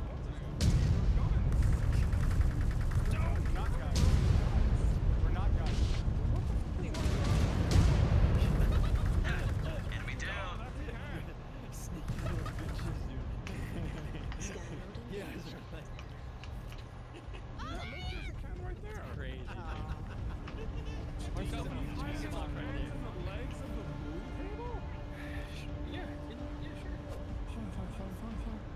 I don't know.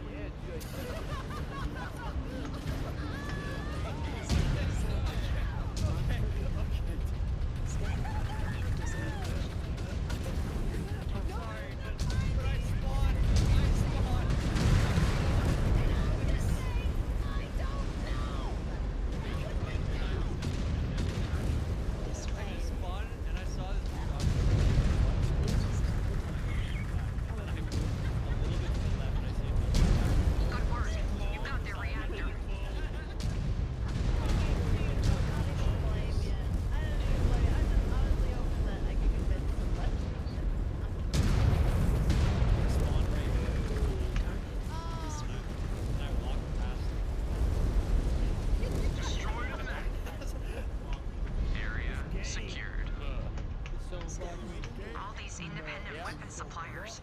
No wonder the inner sphere is such a mess. It is true. Multiple outfits with government backroom deals and hidden agendas. You were just begging for trouble. Our way is cleaner. Everything under one banner. The clan controls all.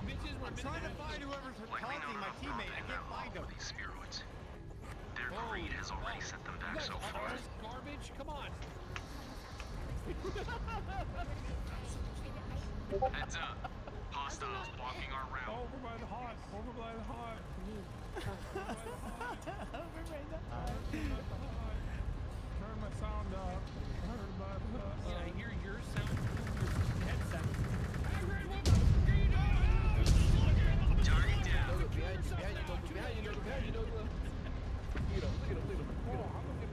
I was following you for so long. Yeah, well, good job, I guess. I don't know. Target destroyed. Ryan, you're actually invisible.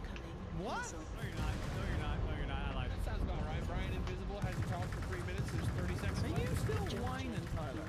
Let's get the last 30 seconds of content. Yeah, you're boring! This whole round, what are you doing? No one's talking. It's 30 seconds left. 11 seconds left. After every single prop block. So, Down to enjoying the video, leave a like, subscribe. No, no one's watching this late. He can see all of you guys shooting. Your path is clear, Star Commander. Crashing out. Your watch time is short. The only people watching this late are the people Have sleeping eyes to on go to another bed. base, No one's watching Jaguar this late. 1. Conduct the scan now. Editor, enhance this. Editor, enhance. Comment section, timestamp. Say this is my favorite part of the whole video. I Three love data this. vaults and all clan repair base. Leave no intel unaccounted for. I can't do it. Fucking bullshit. I'm not changing my flavor. Eat a dick. Got it. When I hit my Eyes up, FN Cobalt and 1. my Hostiles incoming. They are not gonna make this easy. No No intel. They appear to be codes of some kind. Enter them into the repair base. Could use some repairs before we get back. This has been a slog. I found that a long time ago. If I click I on my keyboard, I can't. Codes uploaded. Repair bays are functional. Utilize the repair bays while you can, Cobalt 1. Keep yourself intact out there. Target destroyed.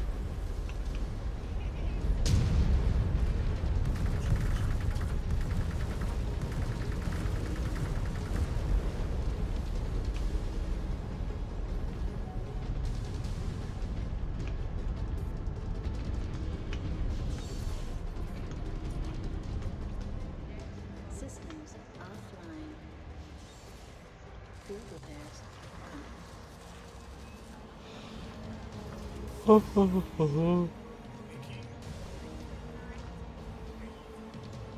Way more powerful than base metal or Neo, even just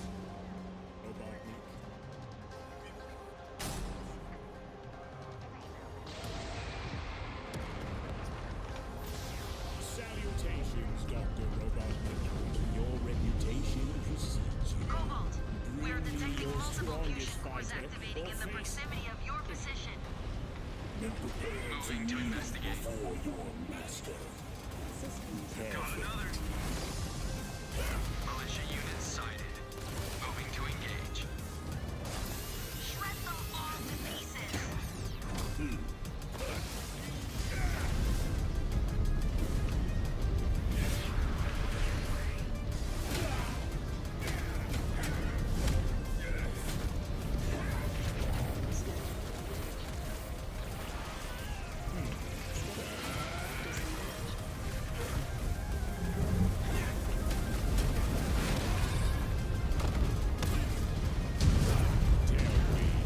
Does a machine like yourself ever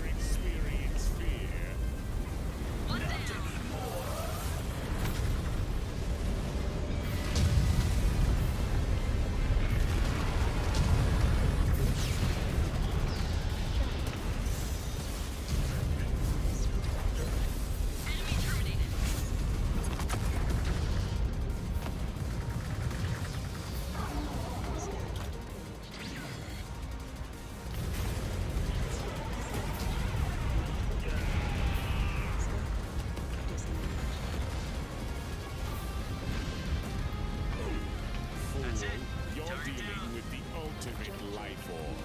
I already possess this data. Observe chaos. God.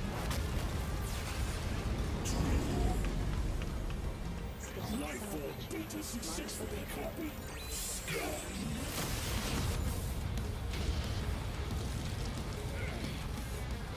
It'll take more than that to kill me. There goes another. Star Commander's target is going critical. Pokemon community game A Wild Tinkaituff appears catch it using Poke Catch. Winners revealed in 90s.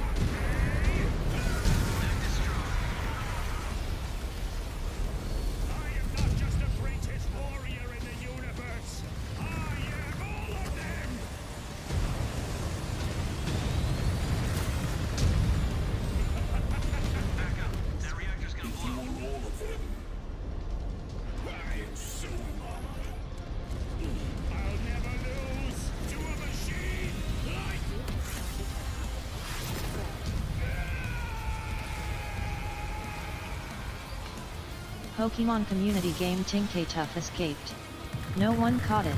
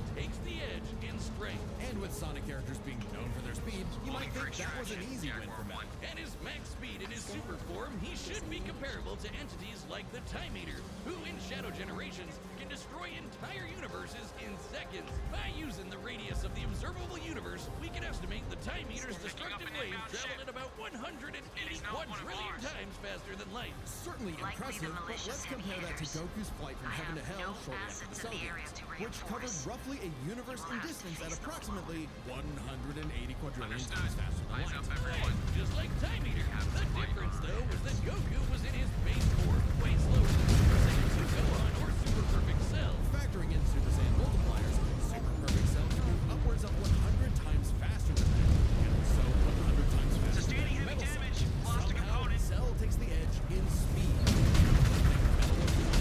Wasn't expecting that. Let's see if any of their abilities tip the scale. They shared many of the same powers, like telekinesis, force fields, and energy projectiles. Cell's generation was clearly superior, able to fully heal from a single cluster of microscopic cells.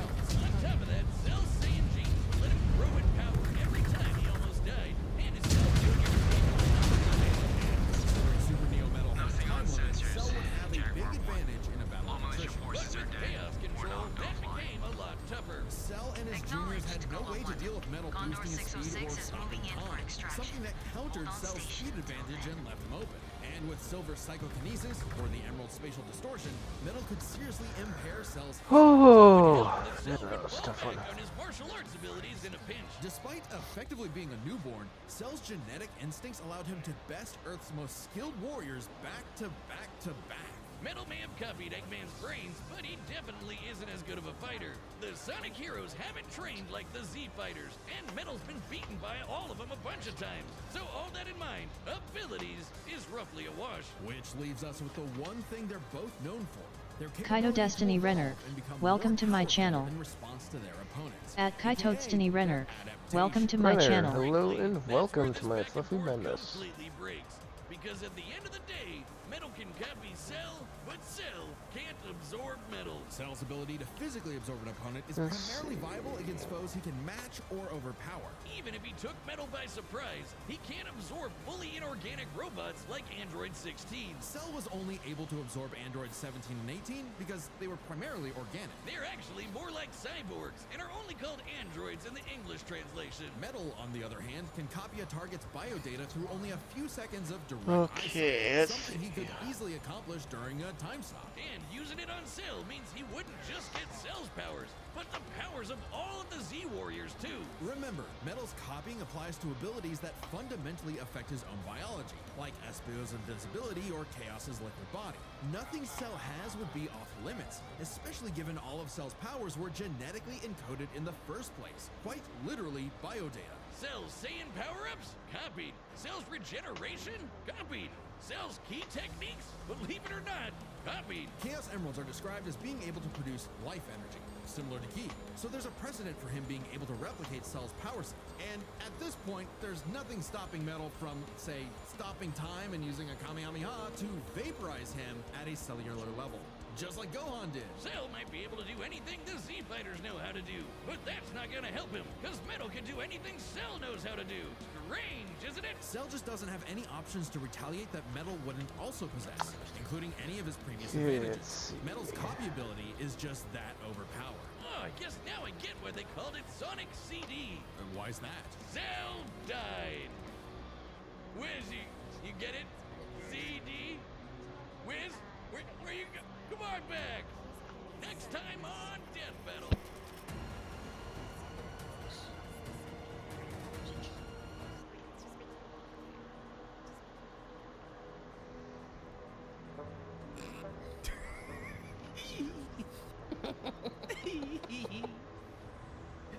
Okay, I have to remember what Tyler told me earlier. My first one's so bad, dude. I'm so rusty. Alright, my first one doesn't count. Oh, shit. I like that. see, this would have fed into my one. Tyler gave me a prep talk. Basically, you want to give them all either a thumbs up, a meh, or a down vote, and then the little smiley face.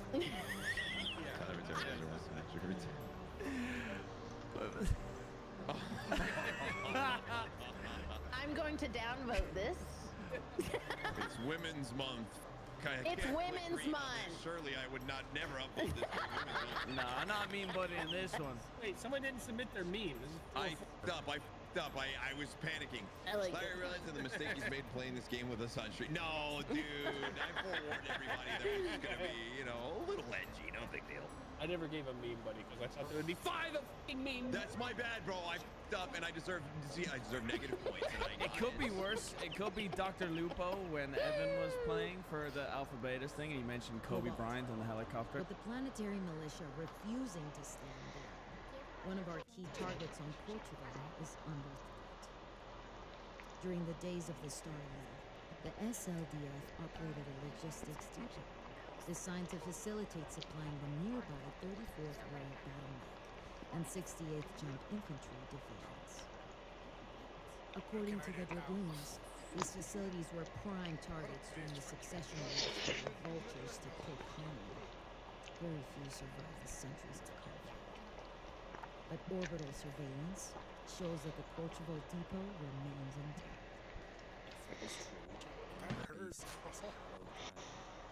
We cannot let the militia take control. aft. We cannot. Jaden, your star's mission is to investigate and secure the facility before the militia lays claim to it. Cobalt's insertion point will be here, far enough from any possible hostiles that may be in the facility. Access the base through the main gate and make your way to the inner sanctum of the mech hangars.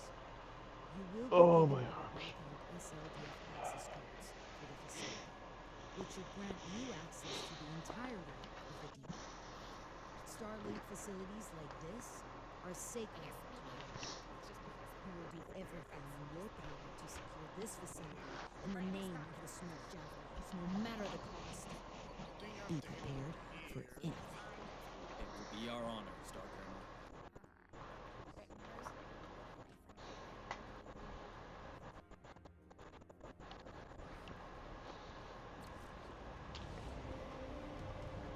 That was awesome. Oh yeah, well there might have been a change and a charm mentioned in Evan's stuff.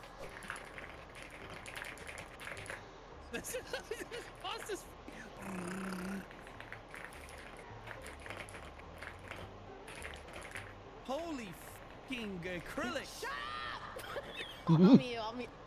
Larry's viewers getting a live notification. Larry's viewers seeing the Discord. Is that a thing? That's two of my favorite streamers. Is that a thing? People will dictate whether who you're playing with? Man, that must suck. I wouldn't know about that. I made a comment yesterday. I wouldn't know anything about that. Someone said they're never going to watch anybody again because of me. Larry looking at literally. Oh, yeah, Larry! Good, dude. Oh, I'm mean buddying that. That's so funny. Right outside our destination. Oh my god, you actually sounded like that guy. Really? Thank you so much, that guy. Make short work of them before they can call in reinforcements. That's good.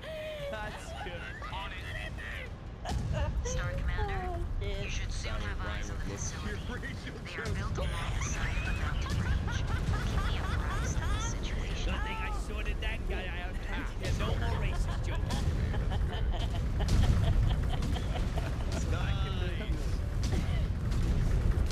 Nice shot.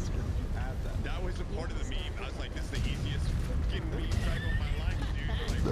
Like, with homies. Enemy neutralized. I'm getting doxxed. Thank God I'm not streaming this. It's like, flops to here, flops from here. I'm like, oh, on the side of the screen. yeah.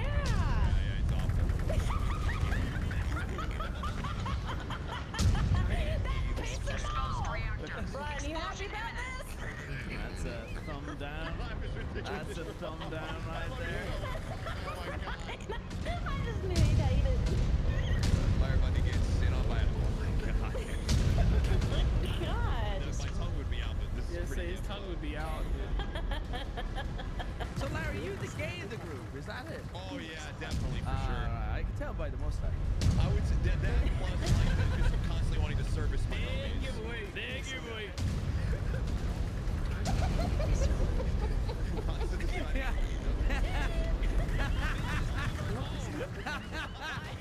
If I carry the chicks, if I get a layover, I'm gonna buy 20 days out of the month. I took 38 flats last year. Last time recording with the guy. Last time 13 minutes.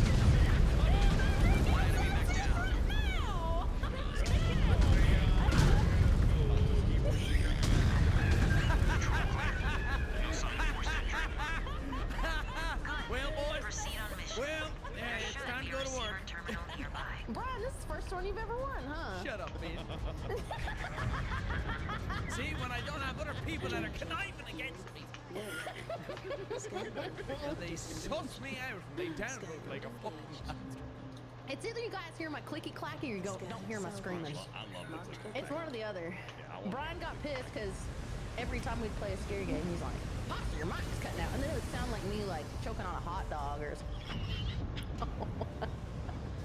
I don't know. It was insane. Ooh, that tastes like sand. Oh my god, I pressed it at... We are being tight beam and video transmission from the base. Message dated.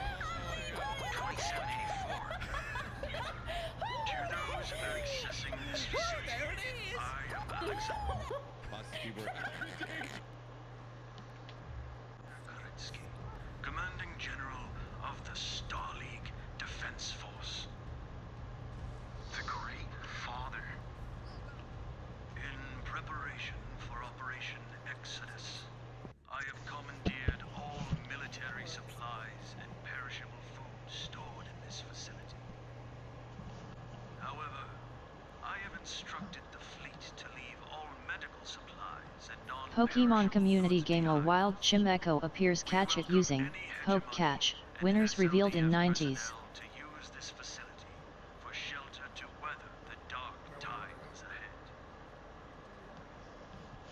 Know that though we have chosen to embark into the void of uninhabited space, our souls will forever remain committed to the ideals of the Star League. Peace, prosperity, and unity for all mankind. Scanning My one order to you is this. Survive and ensure that the light of the League does not die in darkness. marked Rokuka. Yudachi. Unbelievable. To think it survived after all this time. Do you think anyone took shelter here during the Succession Wars? If they did, they do not appear to be here now.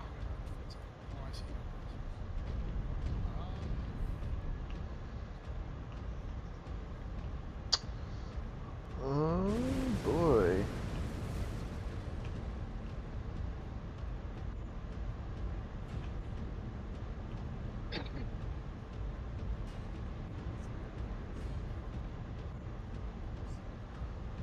Pokemon community game Chimecho escaped. No one caught it.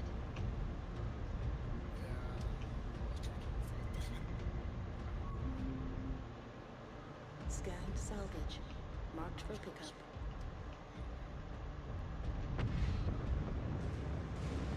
Second bulkhead up ahead. There must be another receiver terminal nearby.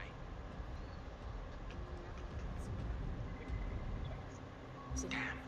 Someone changed the codes. Our old SLDF credentials will not work. Look around. There must be some way of getting through. Jump jet fuel low. Jump jet fuel empty. Scan mode disengaged. Scan mode engaged.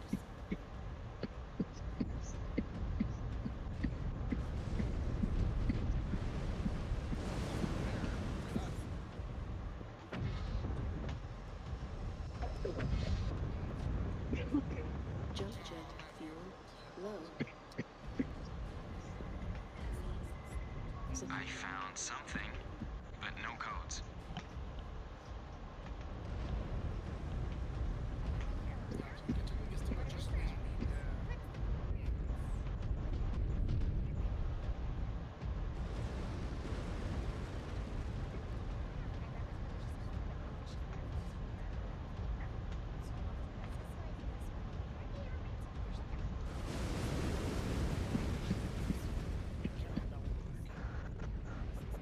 Oh, let's see. Jump jet fuel low. Security. We got something. Looks promising. Let me see. These should work. We should get back to the door. And another video message is attached. This one from 2820. Jump jet fuel. Hello, I am Michael Evans, Comstar Subdirector and former member of the Star League Department of Communications. Comstar? To anyone hearing this message, we've taken up refuge in what was formerly the Courchevel SLDF depot. For safety, I have erased all known records of this facility from Comstar's database and have encoded new access codes to this transmission. Primus Conrad Toyama is a madman. He is twisting all of our work to maintain the HPG communications network into some kind of religious cult. His supporters are hunting those of us who refuse to indulge in his fantasy that our founder was some kind of prophet or messiah. If you are hearing this, if you knew Jerome Blake to be a man of science, then please join us. Or find refuge wherever you can. Do not let Blake's true vision of Comstar die with us. Wisebot 6 viewers, +1. Alarm clock 3 hours 26 minutes and 20 seconds. I'm now recording and broadcasting this conversation across all frequencies. You will not be able to hide what you're doing here. I've got to go. I'll catch up with you after. But yeah, Kaito, if you can, see whether you, I don't know if you know anyone or not, that has never ran the track, and just jump onto the event server for me, and do a bit of a run through, both sections. So you know how we have that beach rest area? Yeah. Well, I've replaced the one that says beach rest area. I replaced that with a finish line, right? Okay. There's a bit of a recovery area there that we need to make into a nice little spot where they can, like a very tiny bar, just something where they can walk up, grab what they need to recover themselves, a bit of food, water, you know, shit like that, recover their rigs, repair their rigs with the repair thing that I've got on the garage. I need to move that over to the bar. And then I've also got a start line there too, right at the start of Skytrack Part 1. So that's where we're going to regroup them back up again, reline them all back up into their current lineup. So first place will be put into first place, you know, second to be put into second, so forth. Yep. And we're going to reline them back up again, and we're going to reset them back off again from the start of Skytrack all the way through to the actual real finish line. I've also made a tiny adjustment, and the sky is going to make it very hard to see, actually, I'll be honest. The sky is very, very frustrating. So, yeah, I thought I'd give you that too. But yeah, basically I need someone to run the track that doesn't know the track. If you know anyone by any chance that you could message and go, hey, look, you know, we sort of need someone to run through. Yeah, sorry, I got nobody. Oh, you got no one? Oh, good. I have no one either. You and I are in the same boat. Unless you want to have your partner go through it again. Yeah, I'm going to at some stage. I'm also going to reach out to see whether I can put another post on the one I can Discord tomorrow morning and see whether I can get another few people to reach out. Alright, man. Yeah. I'll see you tomorrow. No need to it. Alright, you have a good one. You too, have fun.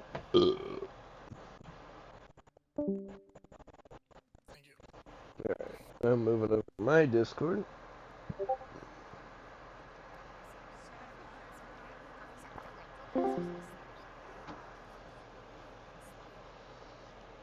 Yeah. It's almost 6 o'clock in the morning. Is using you.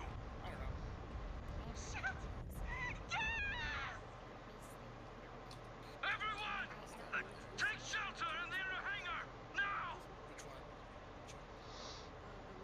Monsters.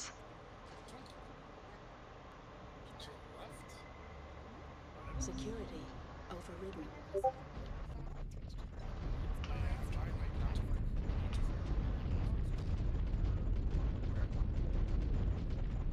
Scan mode disengaged. Scan mode engaged.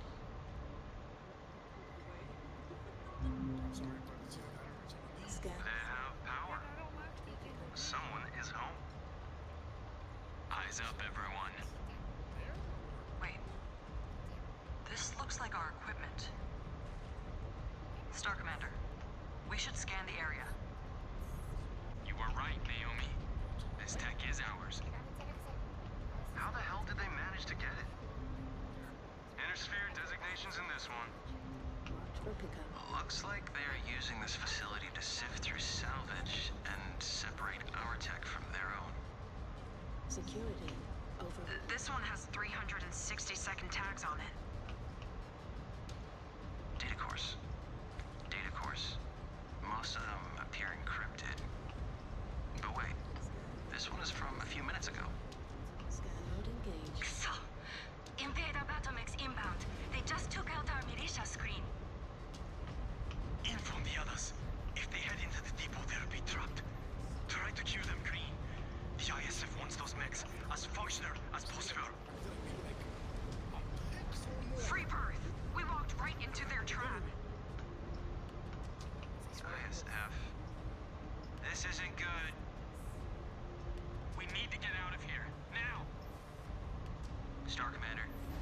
SLDF seems to have rearmed the turret network and auto repair facilities that Kerensky disabled. Our SLDF codes should be able to flip them over to our side. Do it! These freeborns are far past wanting an honorable fight. Repair bays reactivated. I can only disable the turrets from here. To flip them to our side, we'll need to hack their control centers. They will be flagged in sensor mode. If we see those control centers, hacking them should be our priority. We can use all the help we can get.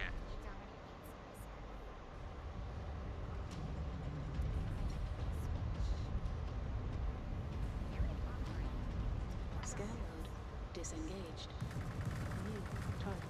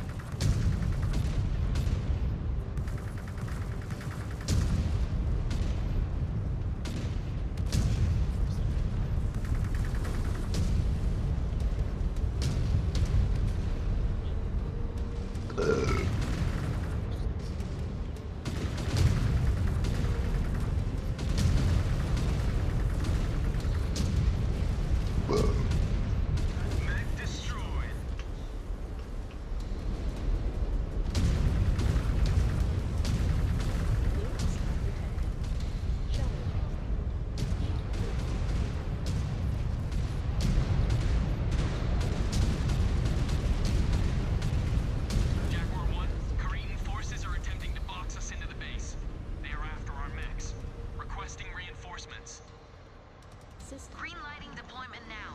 Can you fight? AF, we encountered minimal resistance getting here. Then attempt to break through. We will be there soon to reinforce. Man, this is going to suck. Just more glory for us. Good enough reason for me. Scan mode engaged. Stand by, Cobalt. Turrets coming online. Scanning complete. Scan mode disengaged.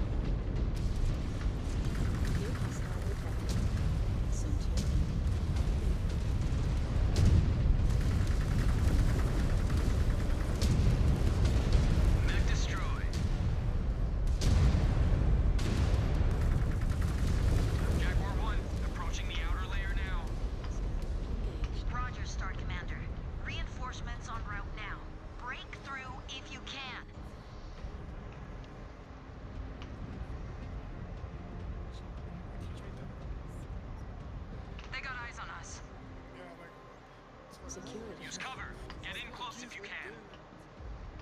Outer turret defense is engaged. That is the last of them until the entrance.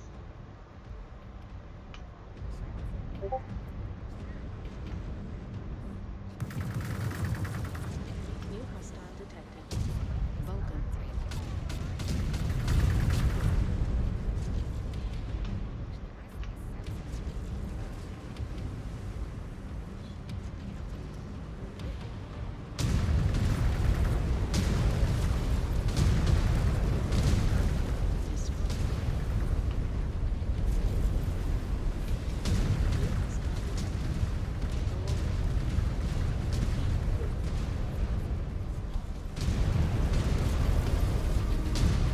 Pokemon community game A Wild Pewdo appears. Catch it using Poke Catch. Winners revealed in 90s.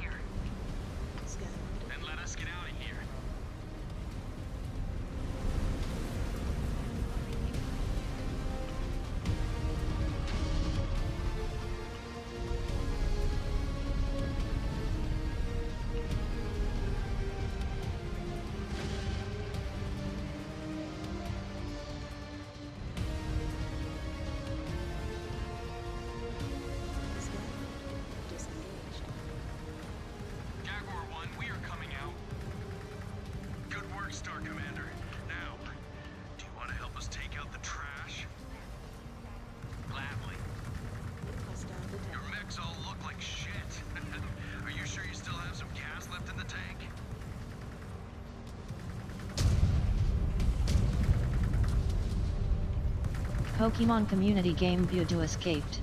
No one caught it. Destroyed.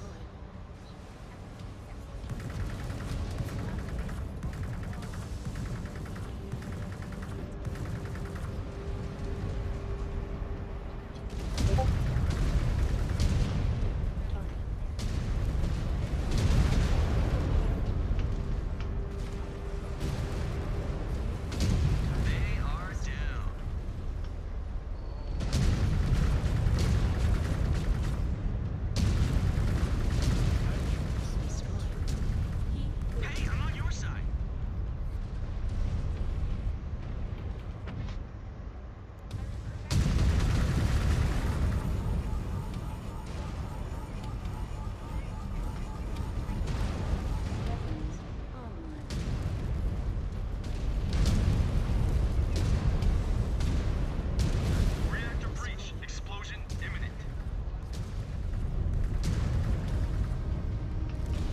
Damn it. I was trying to give.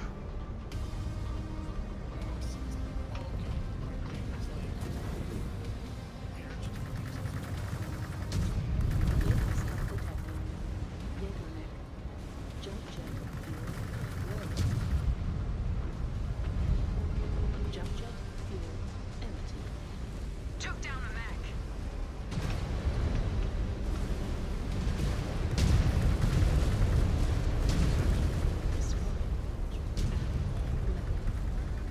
New hostile detected. Dragon. Does your aim need improving or what? Left arm is now non-operational.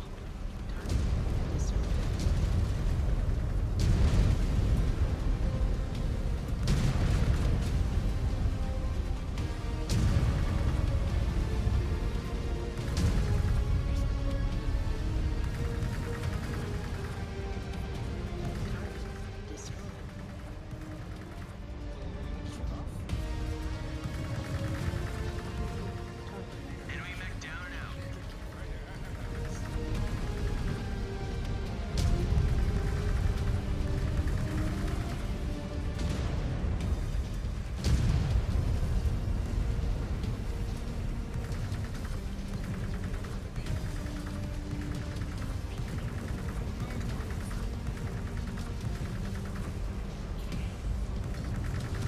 Jaguar 1, perimeter secured. Good work, Star Commander. Your star has done enough. Head back to base and get some rest. We will take it from here. Appreciated, Star Colonel.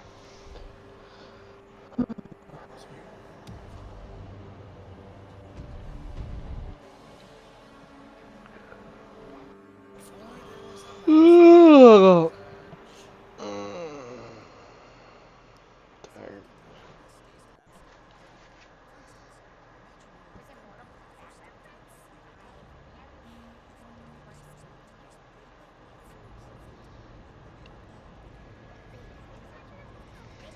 I can hardly believe it. To hear Alexander Kerensky's true voice. His message of hope. He was on the right side of history. He knew the great houses were on the verge of tearing themselves apart. It's a shame those poor souls that took refuge here paid for that with their lives. They should have gone with him. Maybe then they would have lived. Perhaps. Or they could have died thousands of light years from home. The people who followed Kerensky were not infallible. They would eventually ignite the Pentagon Civil War after Alexander's death. Had it not been for his son Nicholas, the clans would have never formed. Still, he gave them all a fighting chance. And what did that chance give them?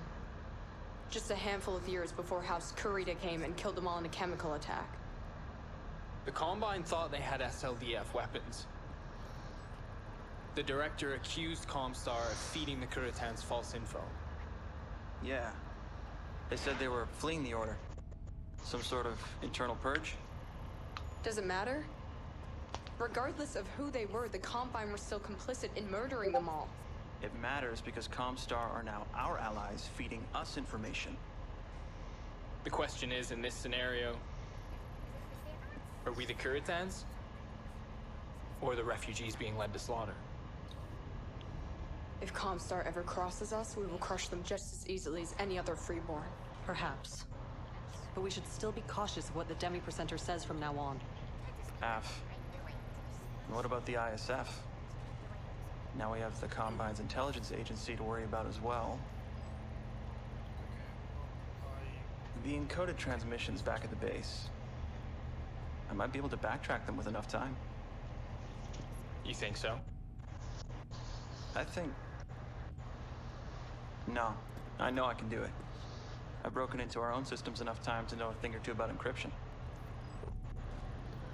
Then chase it down. But do not let it distract you from your duties. I still need you focused in the field. Will do, Star Commander. Fuck you!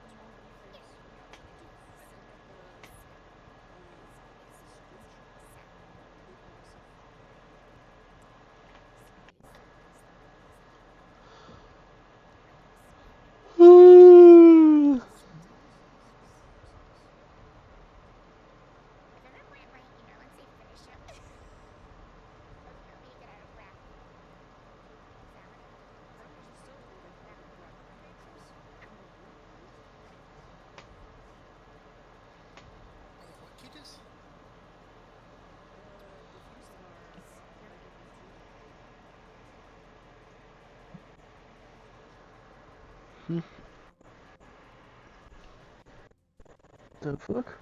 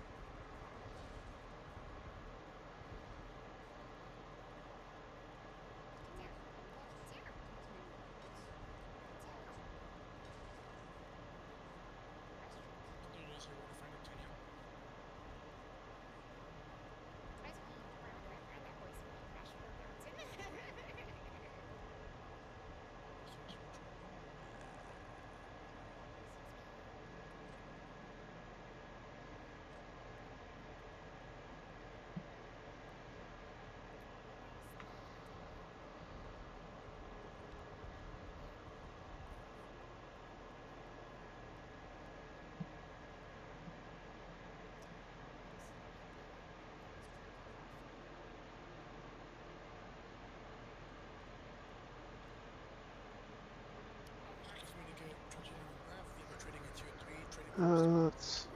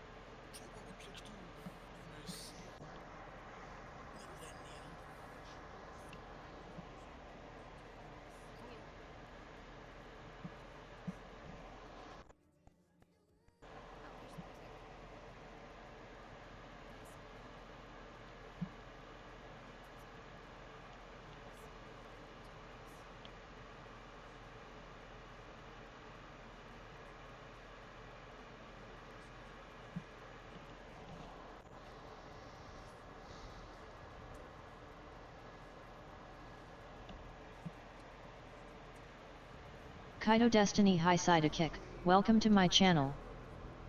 At Kaito Destiny High Side a Kick, welcome to my channel.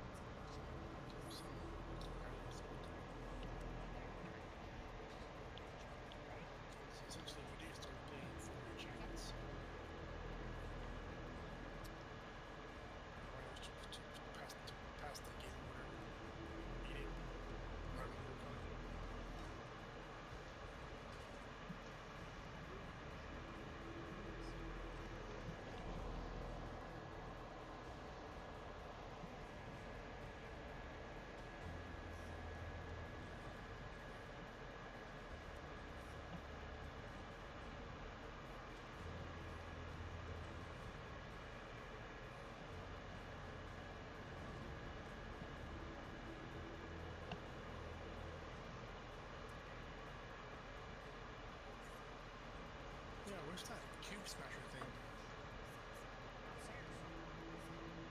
Right?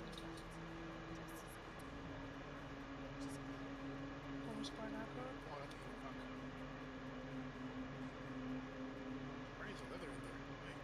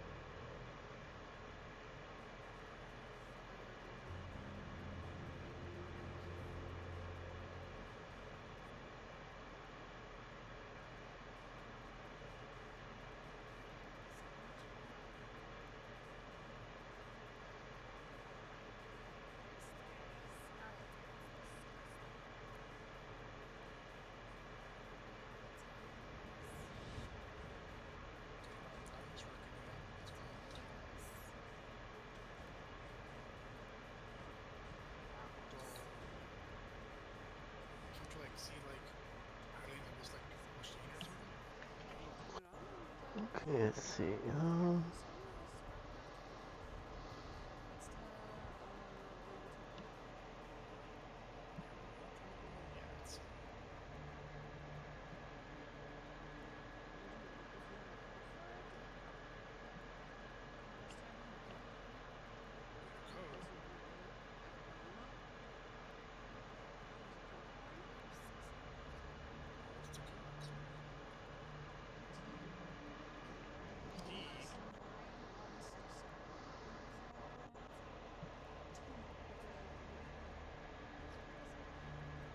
Pokemon Community Game A Wild Executor appears catch it using Poke Catch, winners revealed in 90s.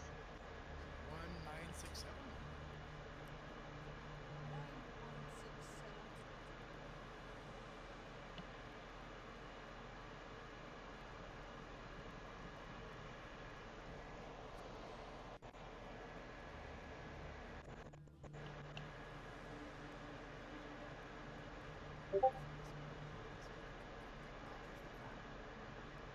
And Baruna is that place where this came from?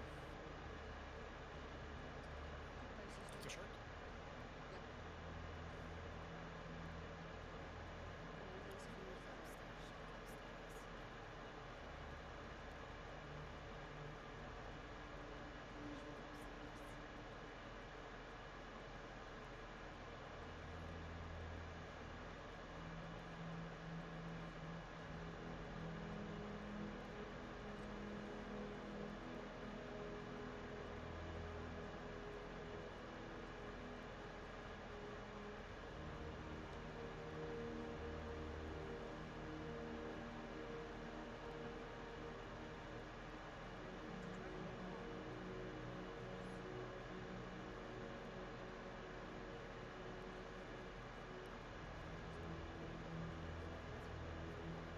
Pokemon community game Executor escaped.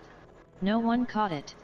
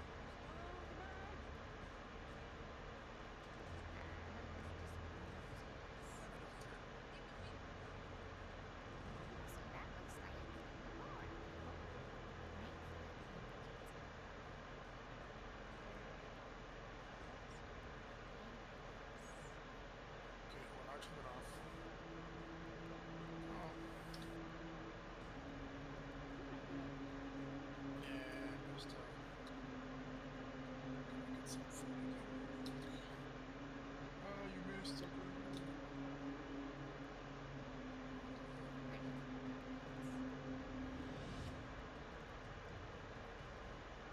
The papers.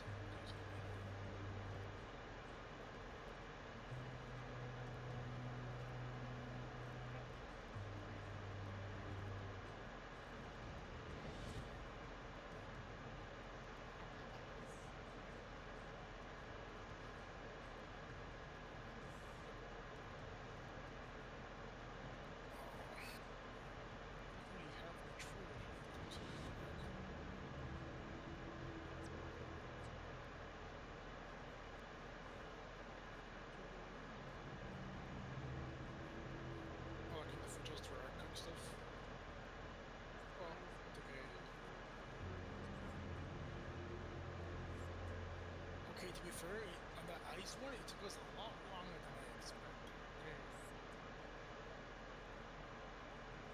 She hates me, child.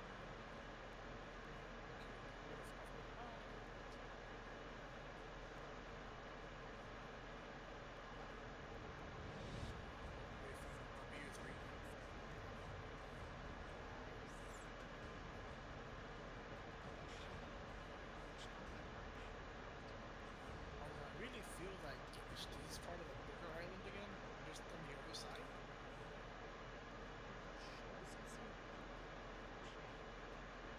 Mr. Bill. You cheater.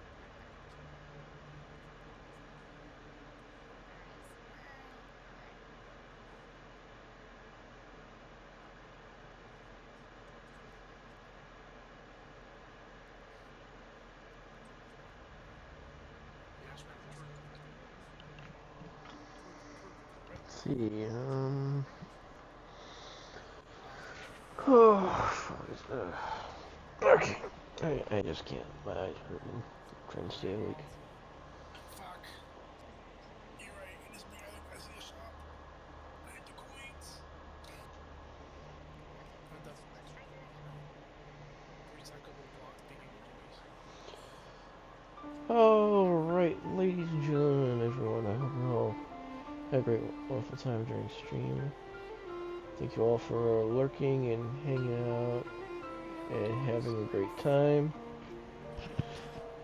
Sorry my streams have been short lately, it's just work's been hectic and I just don't get enough time anymore, so again, this is Kaito Destiny signing off, wishing you all a great wonderful time, big fluffy dragon hugs around, and our great target shall be... Sleep, fluffy blue dragon, drift away. Let your dreams Okay, we're gonna go raid Dark Meridian or who's turn? Okay, looks like left. So let's go give them lots of love from big fluffy Kaito Destiny, so too Dark Millenia. Stream Elements, look, it's Dark Millenia, they were playing Raft. Go check them out at and give them some fluffy cheers and support. Dark Millenia at URL. But anyway, I'll keep my eyes open and awake. So ladies and gentlemen, again, thank you all for being here. Take care, be safe, stay happy out there.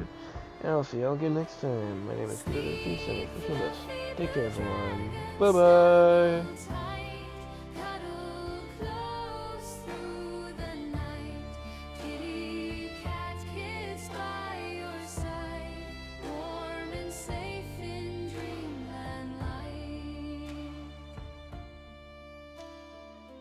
Dream of places soft and bright, your happy paradise in view. Clouds of comfort, skies of light, waiting there to welcome you. Sleep, sleep, let the time drift by on a gentle lullaby. Close your eyes, don't say goodbye, just dream beneath